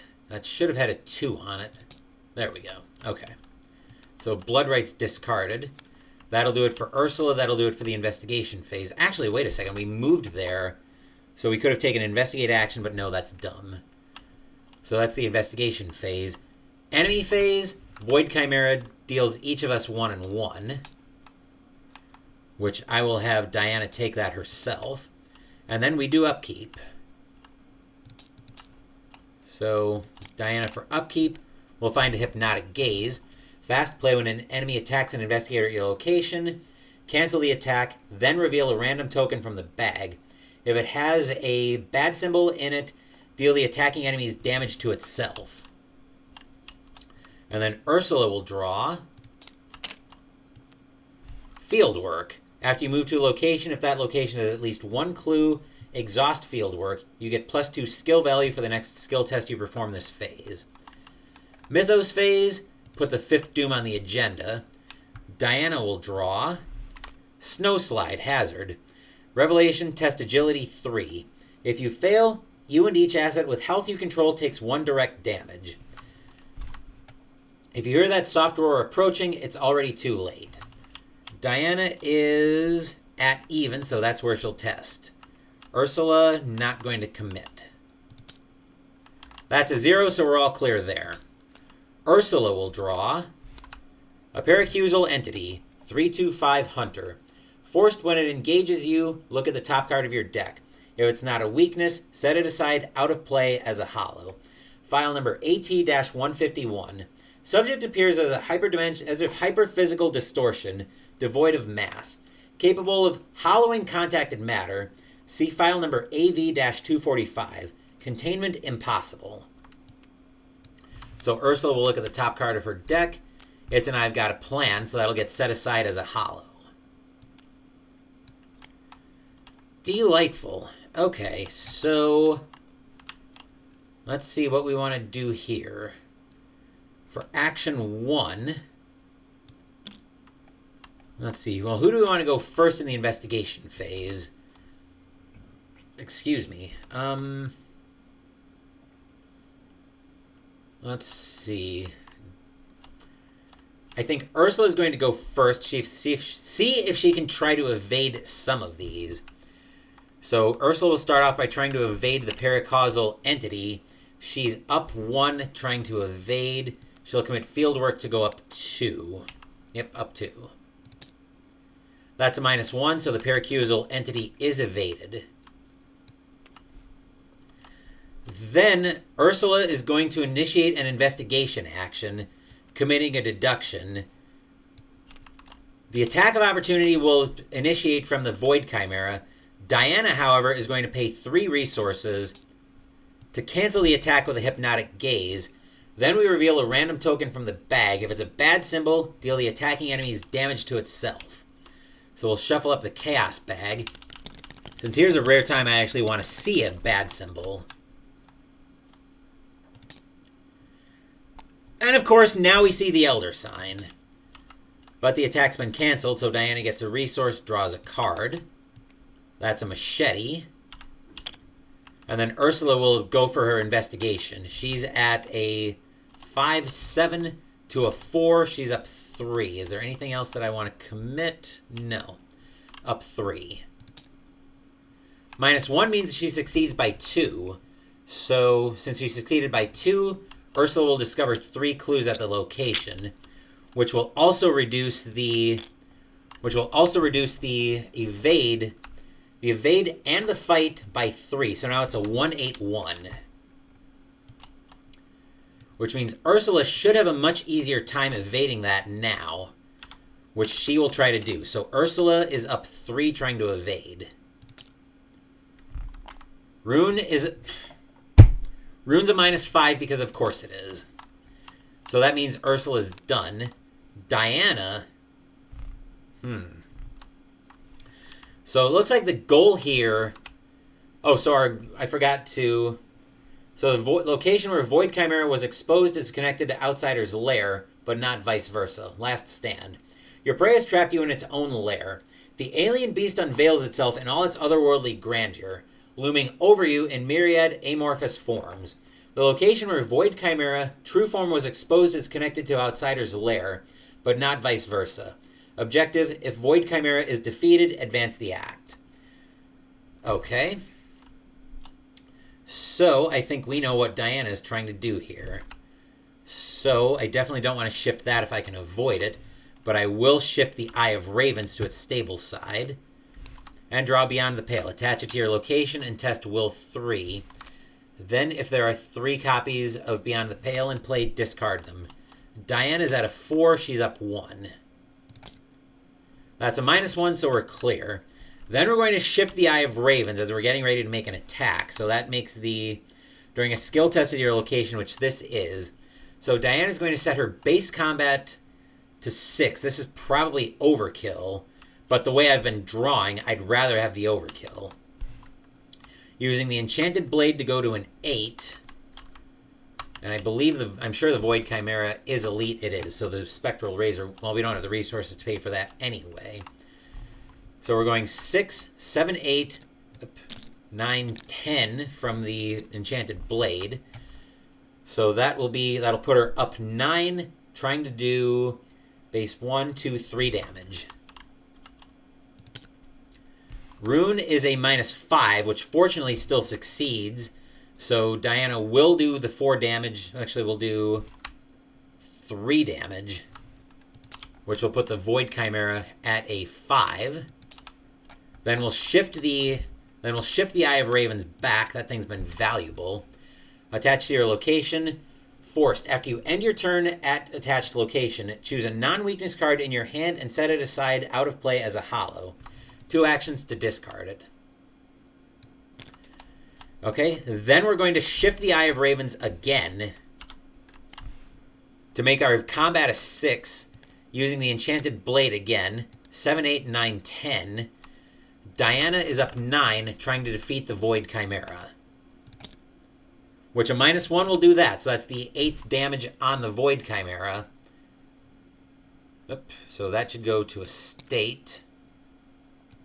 We have defeated the Void Chimera, so we will advance. The Killing Blow. As you land a final blow, the shifting, violent thing collapses into itself with a noisome cacophony and a sudden suction of air. As its form crumbles, the strange otherworld around you also begins to disintegrate, and you find yourself drawn back to reality in a rush of static and ozone. Check which version of Thorn is in play. If the Thorn story asset is in play, R1. If the Thorn enemy is in play, R2. If Thorn is not in play, R3. The story asset from Thorn is in play, so we get R1. Oop, jarred the block that I'm using there. So, alright, Resolution 1. A scent of ozone hisses out of the closing Terran reality as your surroundings come back into view. You are back in Alaska, where the chimeric entity pulled you into its lair. As you stand up, Thorn pulls a handkerchief to wipe slick, extra-dimensional blood off of their sleeve. They cock an eyebrow at you. Perhaps I was wrong about you foundation types. If nothing else, you know how to hold your own in a fight. Though I would recommend you reconsider your stance on my fellow coterie brethren and myself. I do not believe I am the only member of the coterie who is willing to put aside petty differences in the face of such... They pause, and in that moment, you sense Thorn's age and gravity. Such a monumental crisis. With that, Thorn smiles and swiftly turns on their heel. Pleasure doing business with you, and rest assured, I will not forget our agreement. They put the sable glass in their breast pocket and stride away into the wilderness. Thorn, you damn well better not forget your agreement. Otherwise, this enchanted blade's got other places it can go. So each investigator earns Victory X, equal to the value of each card in the victory display, which we had one from the Hunter's Lodge, plus 1 for the Void Chimera, which is 2. So big whoop on the experience. Thorn is the bearer of the Sable Glass, which I will go ahead and save that because that may end up coming back into... I'm going to save that because that may come back into play later for us. But for now, it's out of play. Mark 3 time on our campaign log. which 1, 2, 3, you may embark, but first we'll come back up top so we can see this for a second. But as we come back up top, I'm trying to zoom this in so I can show you guys. Come on. Let's bring it into focus. What I'm trying to show you is that by marking 3 time, we actually have passed a symbol there for a briefing. We had to add that earlier in the campaign, so now we've got another status report to go through before we get there. That was Zeta, it looks like, I think. Yes, I think that was supposed to be Zeta. Alright. You return to your hotel after a long day of travel and investigation, only to find your room in shambles. A grim feeling sprouts in your gut. Someone has clearly turned your room upside down in search of something, and you're pretty sure you know what. Hang on, my campaign guide got a little bit loose here. Let me see if I can do something to fix that, get it set back. Come on. I'll deal with that later. Okay. You rush to the safe where you have been storing the paradimensional artifacts you aren't carrying on your person. To your horror, it is empty, aside from a single red card. Reaching out to Foundation contact, you believe you have tracked the culprit to one of 4 likely coterie sanctums. Perhaps if you're quick, you can recover what was stolen from you. Check the keys section, and see you later, Jester. Check the keys section of the campaign log and find each of the keys whose bearer is an investigation. Choose 1 at random, 2 instead if the investigators control 5 or more keys in total. So we have the Eye of Ravens, the Lost Blossom, and the Mirroring Blade. So I'm going to tab back into TTS. We'll spawn a D6. Components, dice. Here's our D6. Okay. So 1 to 2, the Eye of Ravens. 3 to 4, the Last Blossom. 5 to 6, the Mirroring Blade. 6, the Mirroring Blade has been stolen. Gather each of the enemies in the red coterie set whose name matches those you have not seen the last of. We haven't seen the last of the red-gloved man. So actually, he's the one that stole the... key. So, red-gloved man is now the bearer of the Mirroring Blade. Alright, so update the keys section. We've got that. In the Central Asia, Americas, and North Atlantic sections of the campaign log, which they're actually marked for us. So find Kabul, Quito, San Juan, and Reykjavik. In each of these spots, write 14-C. So 14-C, San Juan, 14-C, and Quito, 14-C. You are now allowed to travel to those locations whenever you embark. So as we move up to the map, we've now gained access to Kabul, Reykjavik, Quito, and where was the other one? San Juan, I think. So now we can embark. Now I think we will actually head to Kabul. So we are in Anchorage. Let's see. The Mirroring Blade. If it was the Eye of Ravens, I probably would have gone after it with a lot more vengeance. Let's see, the Mirroring Blade. What did the Mirroring Blade do again? Deal 2 damage to an enemy at your location. Oh, I forgot I had this totally when we were dealing with the Void Chimera. Or 1 damage to all enemies. We probably could have just cheesed that out. But a little late to worry about that now. Actually, is it late to worry about that? Let's see. So our first location would be San Juan. That would take us 3 time to get there. Then we could go to Quito if we don't find it there.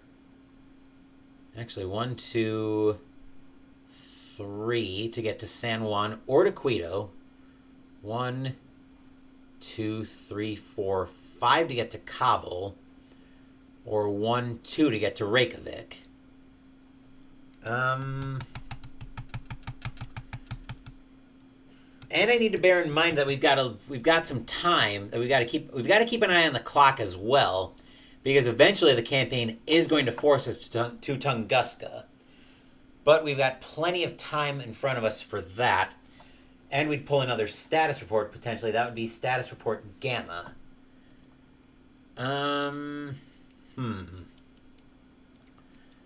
Let's go from Anchorage. You know what? Yeah, let's spend 2 time.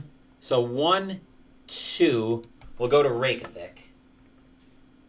So 14-C. Excuse me.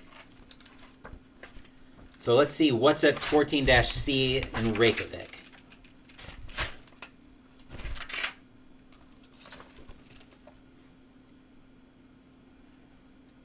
(14-C).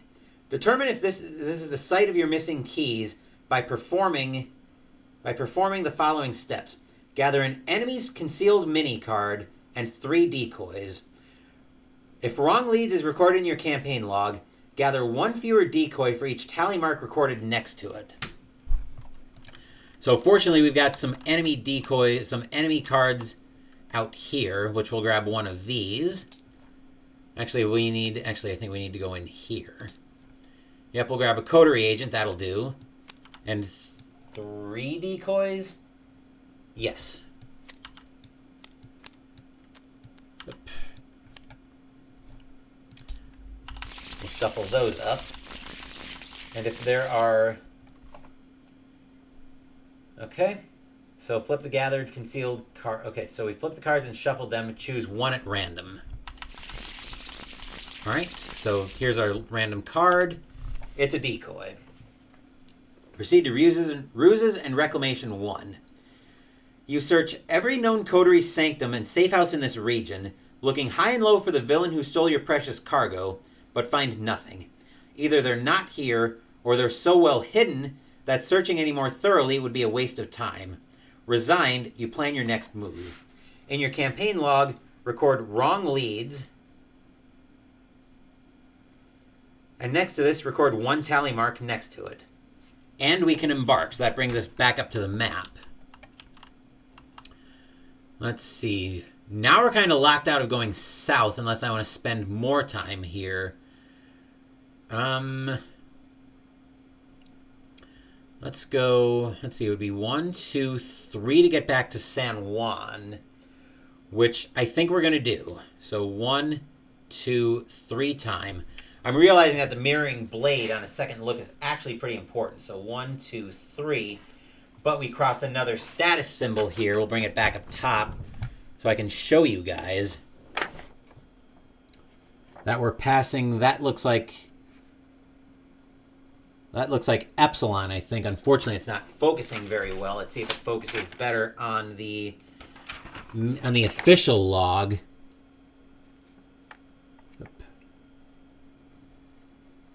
Not particularly, but that's the symbol we're coming to. So that looks like, I believe that's Epsilon.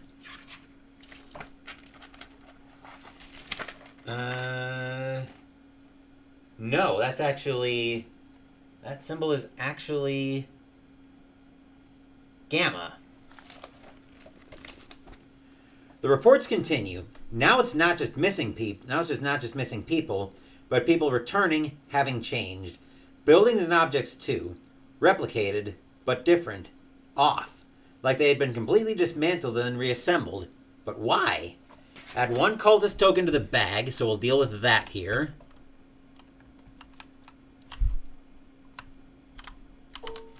We'll drop that in the bag. Let's make sure I get that blessed token out. I'll save that now before I go any further.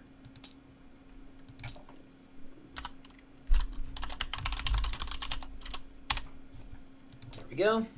And now each investigator has to add a copy of the Paradimensional Understanding weakness to their decks.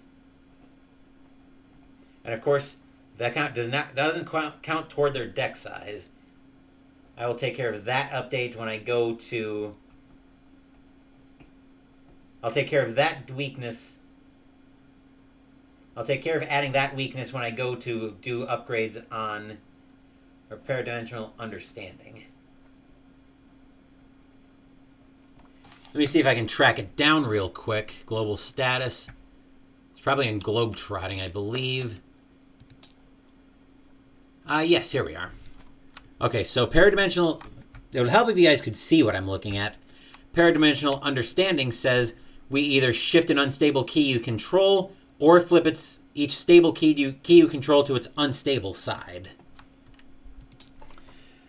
Okay, so each of our ladies will have to add that to their deck. I'll note it in the log.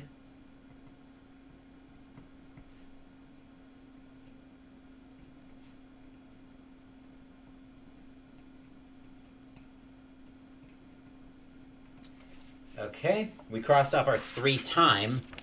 So now we're at... So now we're down here at San Juan. So back to 14-C.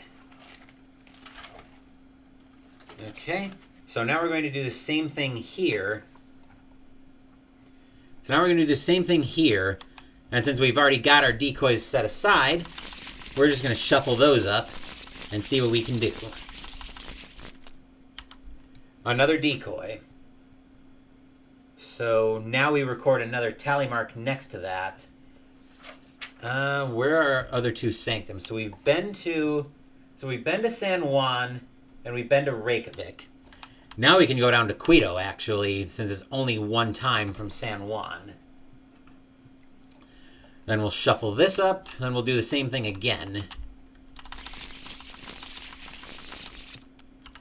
And it's our enemy, so this time we do find the key. So this time we find it, Ruses and Reclamation 2. You finally narrow down your quarry and find their safe house. Before rushing in, you lay low and wait for the right time to strike. With the element of surprise on your side, you tailor your approach to your foe. Mark 1 time in your campaign log. Read only the following that pertains to your section, then you may embark. If the red-gloved man stole the key, and he did. With the foe as enigmatic and potentially dangerous as the red-gloved man, perhaps it is best to avoid confrontation altogether. You wait until you spot him leaving the sanctum and then start picking the lock of the same entrance. Only, to your surprise, he has left it unlocked. You can almost imagine his blank stare from the shadows, mocking your every move.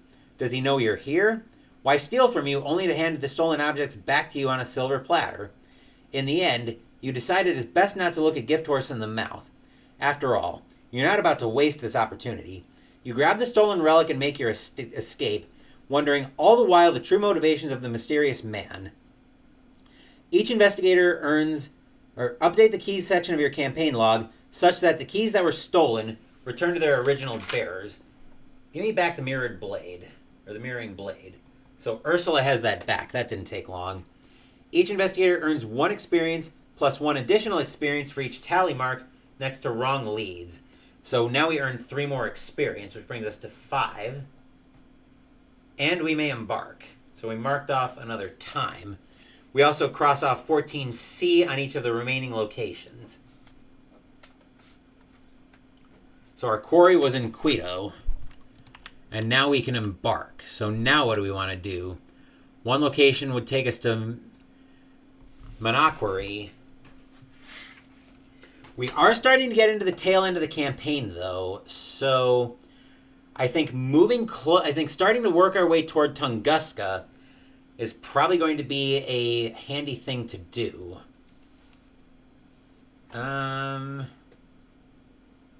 Let's see.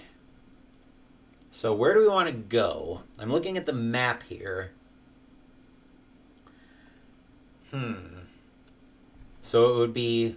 So we can't stop at Manaquari. Let's see what I want to do here. We're too far from any kind of side stories. We could go up to Arkham and do a side story, but I think time is running out for us on that rather quickly. Is there anywhere else we want to travel? Well, we got to figure out where we're going next. Next week is the Next week, I believe, is the... It's not letting me have access to the camera.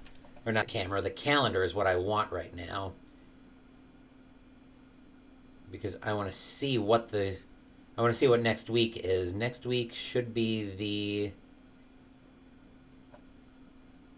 Let's see, next week is the 2nd, actually, already. So we're already into February. Let's see, let's go 1, 2, and we'll go up to Shanghai next, which I believe is a scenario, so that'll turn me, so that's going to take me over to 32-J. So 32-J.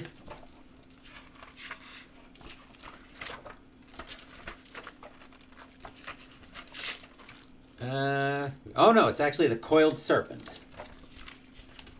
Alright, file 32-J, asset name Flint Lee, area of operation Shanghai, China.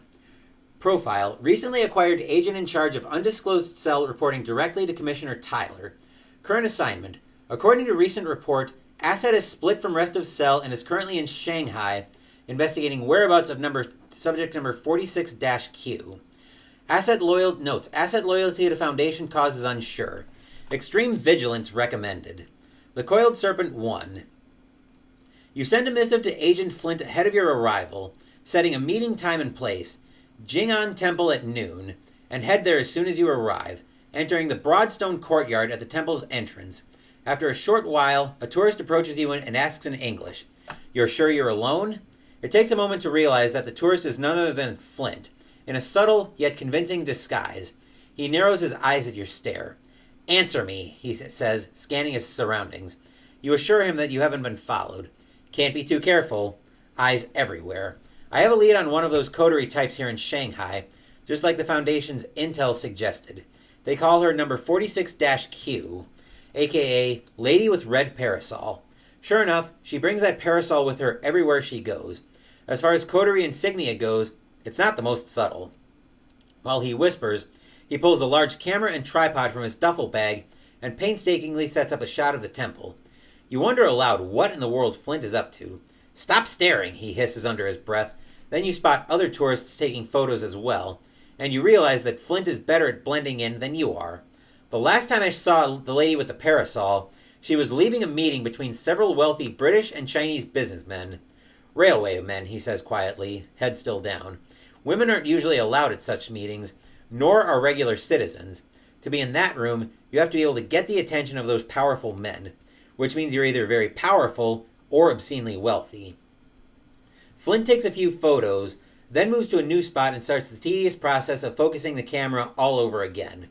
Within 2 weeks of that meeting, they announced a lucrative new contract. It seems all their competitors were convinced for one reason or another to step away from the project, which left them to write their own ticket, name their own price. He slowly scans the courtyard again, careful to move his eyes and not his head. Could be she has leverage on them, or maybe she's just that charming, but I'm willing to put money on it being the influence of a key. If that's true, it's imperative that we're not made. Flint's paranoia is infectious. Check the campaign log. If the cell told the truth to Taylor, proceed to the Coiled Serpent 2. If the cell hid the truth from Taylor, skip to the Coiled Serpent 3. The cell told the truth to Taylor. Okay. "Look, I would tell you more, maybe even let you help me out here, but you've made it pretty clear you're a bit chatty, and the last thing I need is the coterie figuring out what I'm onto them.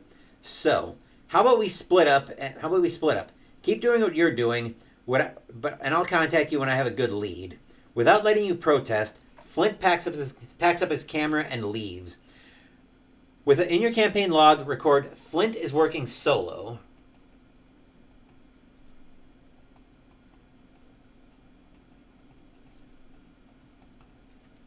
In your campaign log, find the 6th spot from the current time. Under that spot, write Psi. When you reach it, proceed to Status Report Psi in the Status Reports section of the campaign guide. So counting out 1, 2, 3, 4, 5, 6. That's going to take us right to the end of the campaign. And then you may embark. Let's see. What do we want to do here next? So we've gone to Shanghai. Now let's see what Kathmandu gives us. Like I said, I kind of want to stay close to Tunguska. So we're going to move over to Kathmandu, see if that turns into a scenario. 53-V. I believe that was the location of the key. 53-V. Come on. 53-V, is that a son of a biscuit? 53-V, and we're starting to drop frames like crazy. Delightful. Subject class, unidentified. Real identity, Uparitria, Alaki Zoni. Last known location, Kathmandu, Nepal. Subject number 53-V, hereinafter, made with scarlet sash.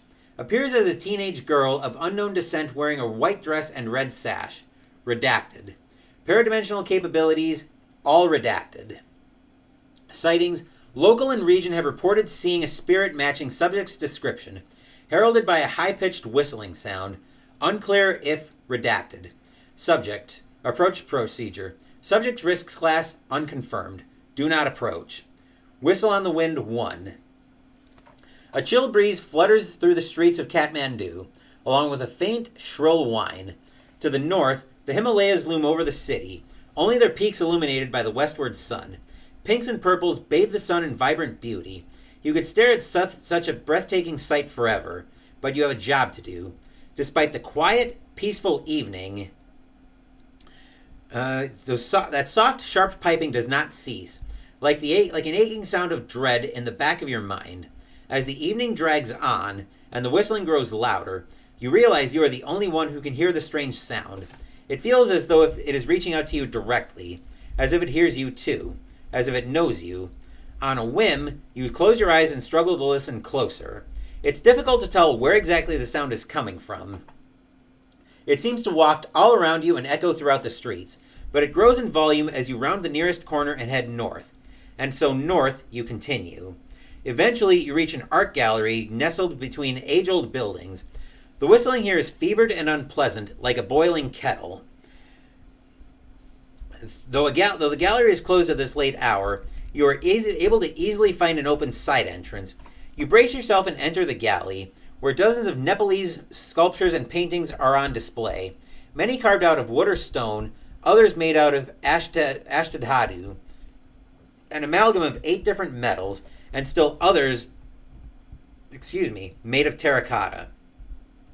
The whistling suddenly stops the moment you reach the rearmost section of the gallery, where a single lot remains strangely empty.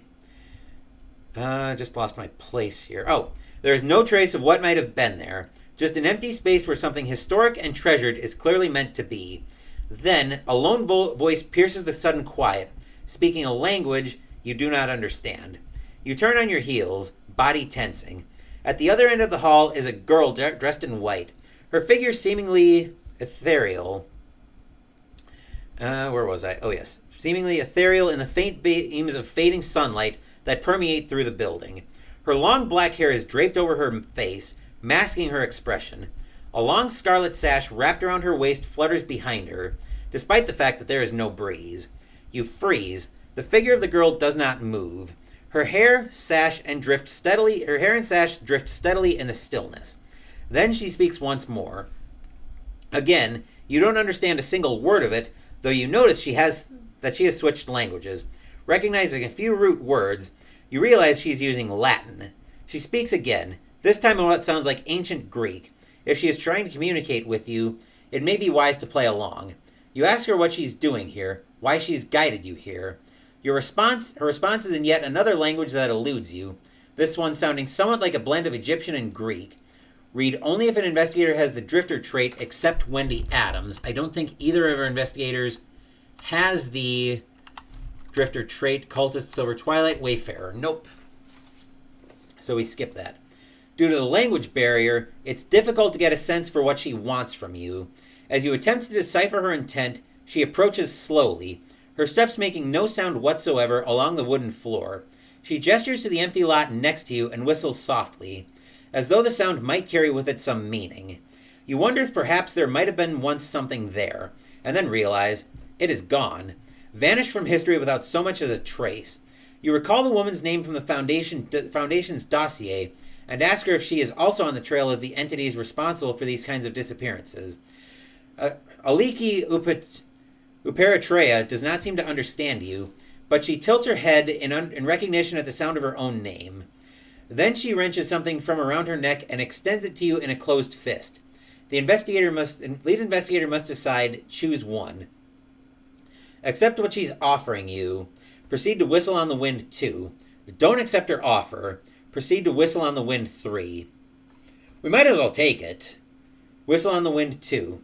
You extend your hand, and a small device on a silver's chain falls into your palm. It is a whistle carved out of bone to look like the head and beak of a white raven. Glancing back up at Aliki, she points toward the plaque next to the empty lot and says something once more in what sounds to you like Latin. You ask what she's after and what the significance of the whistle is, but she remains cryptically silent. Turning over the whistle in your hand, you find no markings or clues as to its purpose. When you glance back up to question Aliki, she has vanished, replaced once more with a cold wind that seeps into your skin. Though no one else seems to hear it, the piping returns, soul-wrenching, ear-splitting. It does not cease for as long as the whistle remains in your possession. In your campaign log, record, the cell possesses a mysterious whistle.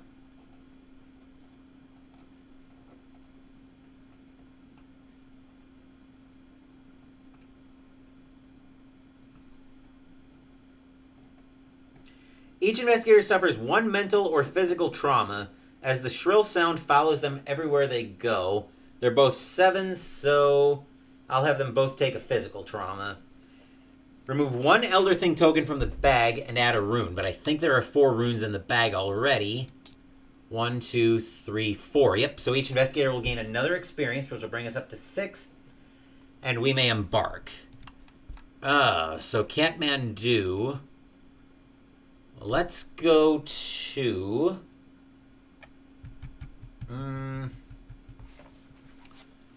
Was Bombay the location of another key? Where are our keys? That's going to be in the first interlude, is where that list is going to be. So Shanghai didn't give us much of anything. Let's see, 1, 2, 3 would get us to Alexandria.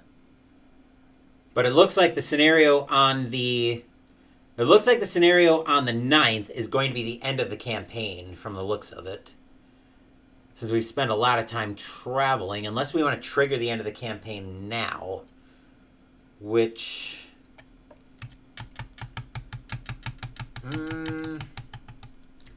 I might be okay with doing that, actually. Because I think anywhere we go at this point... 1, 2, 3, 1, 2, 3. So yeah, pretty much anywhere we embark now. So depending on how long we spend traveling here, we could be at the end of the campaign potentially. And like I said, unless I want to trigger it now, but I'm not sure I want to.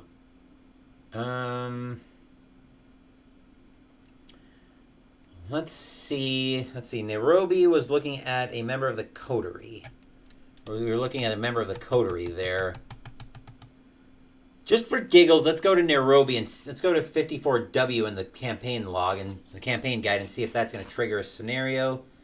That will not. But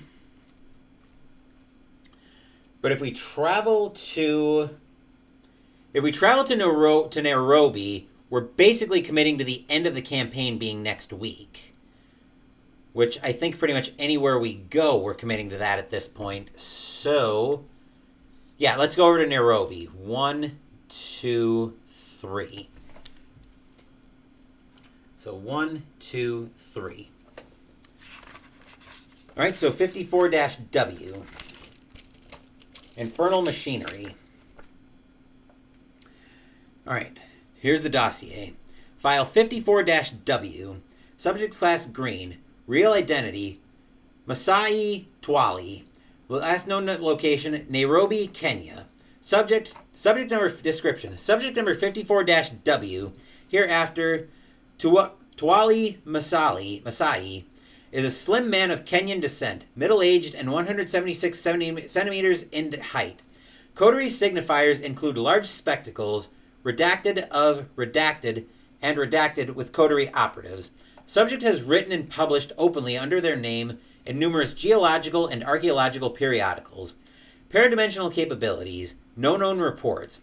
Subject appears to possess no such capabilities, or has successfully hidden redacted from Foundation intelligence. Subject. Tuwali Masai teaches under a fellowship at Oxford University and has published numerous surveys on work at and around Lake Victoria. Approach procedure. Masai has spurned all Foundation contact thus far. Operatives may wish to approach only if Masai has reason to trust them. Infernal Machine 1. A heavy gray mist hangs in the air above Lake Victoria as your biplane touches down on a dusty runway. All leads in Nairobi about a Tuwali Masai point to the shoreline of Lake Victoria, where the coterie member is said to have transported several tons of survey equipment. A faint but sharp scent of alkaline carries on the breeze as you walk to the lake, where several large boats are laden with heavy machinery at the shoreline. Sunlight catches on a pair of thick-rimmed spectacles down at the pier. Professor Masai? You greet the wiry man as he steps ashore. Masai looks nervously past you as he wipes his glasses. Check the campaign log. If at least 3 of the following are true, La Chica Roja is on your side, the cell aided the night, Aliki is on your side, Desi is on your side, the cell made a deal with Thorn, or S trusts the cell, proceed to Infernal Machine 2. Otherwise, Infernal Machinery 3. Let's see, the cell made a deal with Thorn, Desi's in your debt, but I'm not sure we're going to get anything there. And none of the others are true, so we've skipped to the Infernal Machinery 3. I'm terribly sorry, but I don't have time to chat, Masai says as he steps lightly past you. You follow him, pressing for some assistance or insight, anything that can help in your struggle with the Red Coterie. Ah, I had no idea I was dealing with a Foundation. You must be new. Masai regards you in a new light, then leads you to sit in a makeshift camp. Very well. Please wait here, and I'll help you as soon as I can. You sit in a comedically short camping chair under the awning as the professor walks out of view. The minutes drift away as the clouds overhead break and a heavy rain begins to fall. After waiting for some time, you stand up and look out to the shoreline. The boats have gone. When you ask the locals for the professor's whereabouts, they tell you he ended his survey and paid for passage across the lake. After returning to Nairobi, you check with the British consulate and discover that Masai's travel expenses were being footed by his fellowship with Oxford. His declaration of travel includes an obscure address in Bermuda. Pocketing the information, you continue your trails. In your campaign log, record Tuwali Masai fled to Bermuda.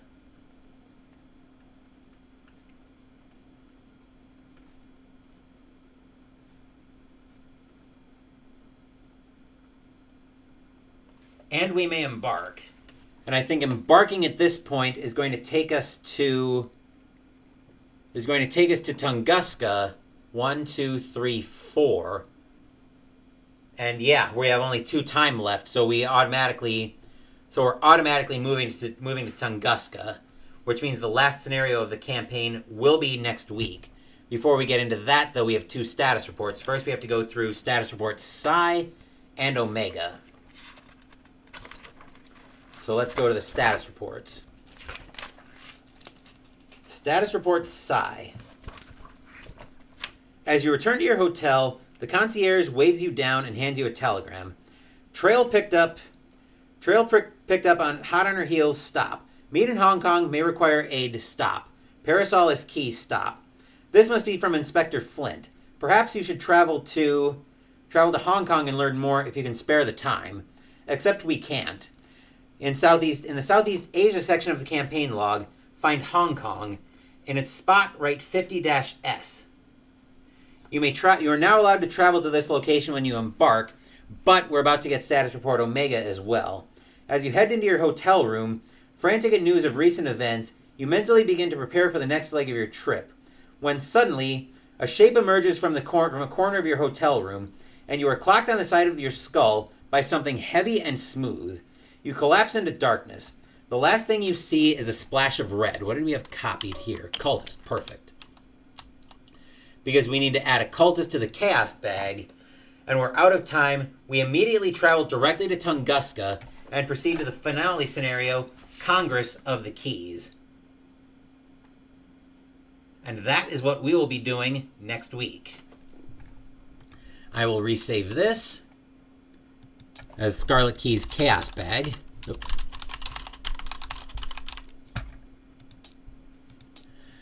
All right, and that is where we will be. That is where we will wrap up today's stream, as next week we will be going to the final scenario of the campaign, Congress of the Keys. Let me find that as a bookmark. That should be right here. Okay, so we will start that. Let's see, just looking at that. Okay, so yeah. We will be... Okay. So that's where we're starting next week. I just wanted to make sure my notes were all set up. We are all set for the final campaign of the winter campaign in Arkham Horror, the card game, next week, with the last scenario, the Congress of the Keys. Before that, we've got a lot of stuff coming up on the channel, as later today we will be having this week's episode of Mystical Munchies, making the dessert out of the Marvel Eat the Universe cookbook, Spider-Man's New York City Cheesecake. Later tonight, we're going back into season ticket baseball for 1985, as we will be having I believe it's the Texas Rangers at the Cleveland Indians at Cleveland Stadium. I don't remember who's going for both teams as far as pitchers go, because I don't have my score sheet in front of me for that. Wednesday, we're playing game number 1 on my War Room 10-game challenge, as we play Cthulhu Wars Duel by Peterson Games. Thank you for watching the video. Please give the video a thumbs up and subscribe to the channel. Be sure to turn on notifications so you get my content. Be well, stay safe, take care of yourselves and your loved ones, and I'll be back with more videos in the future. Until then, take care, everyone.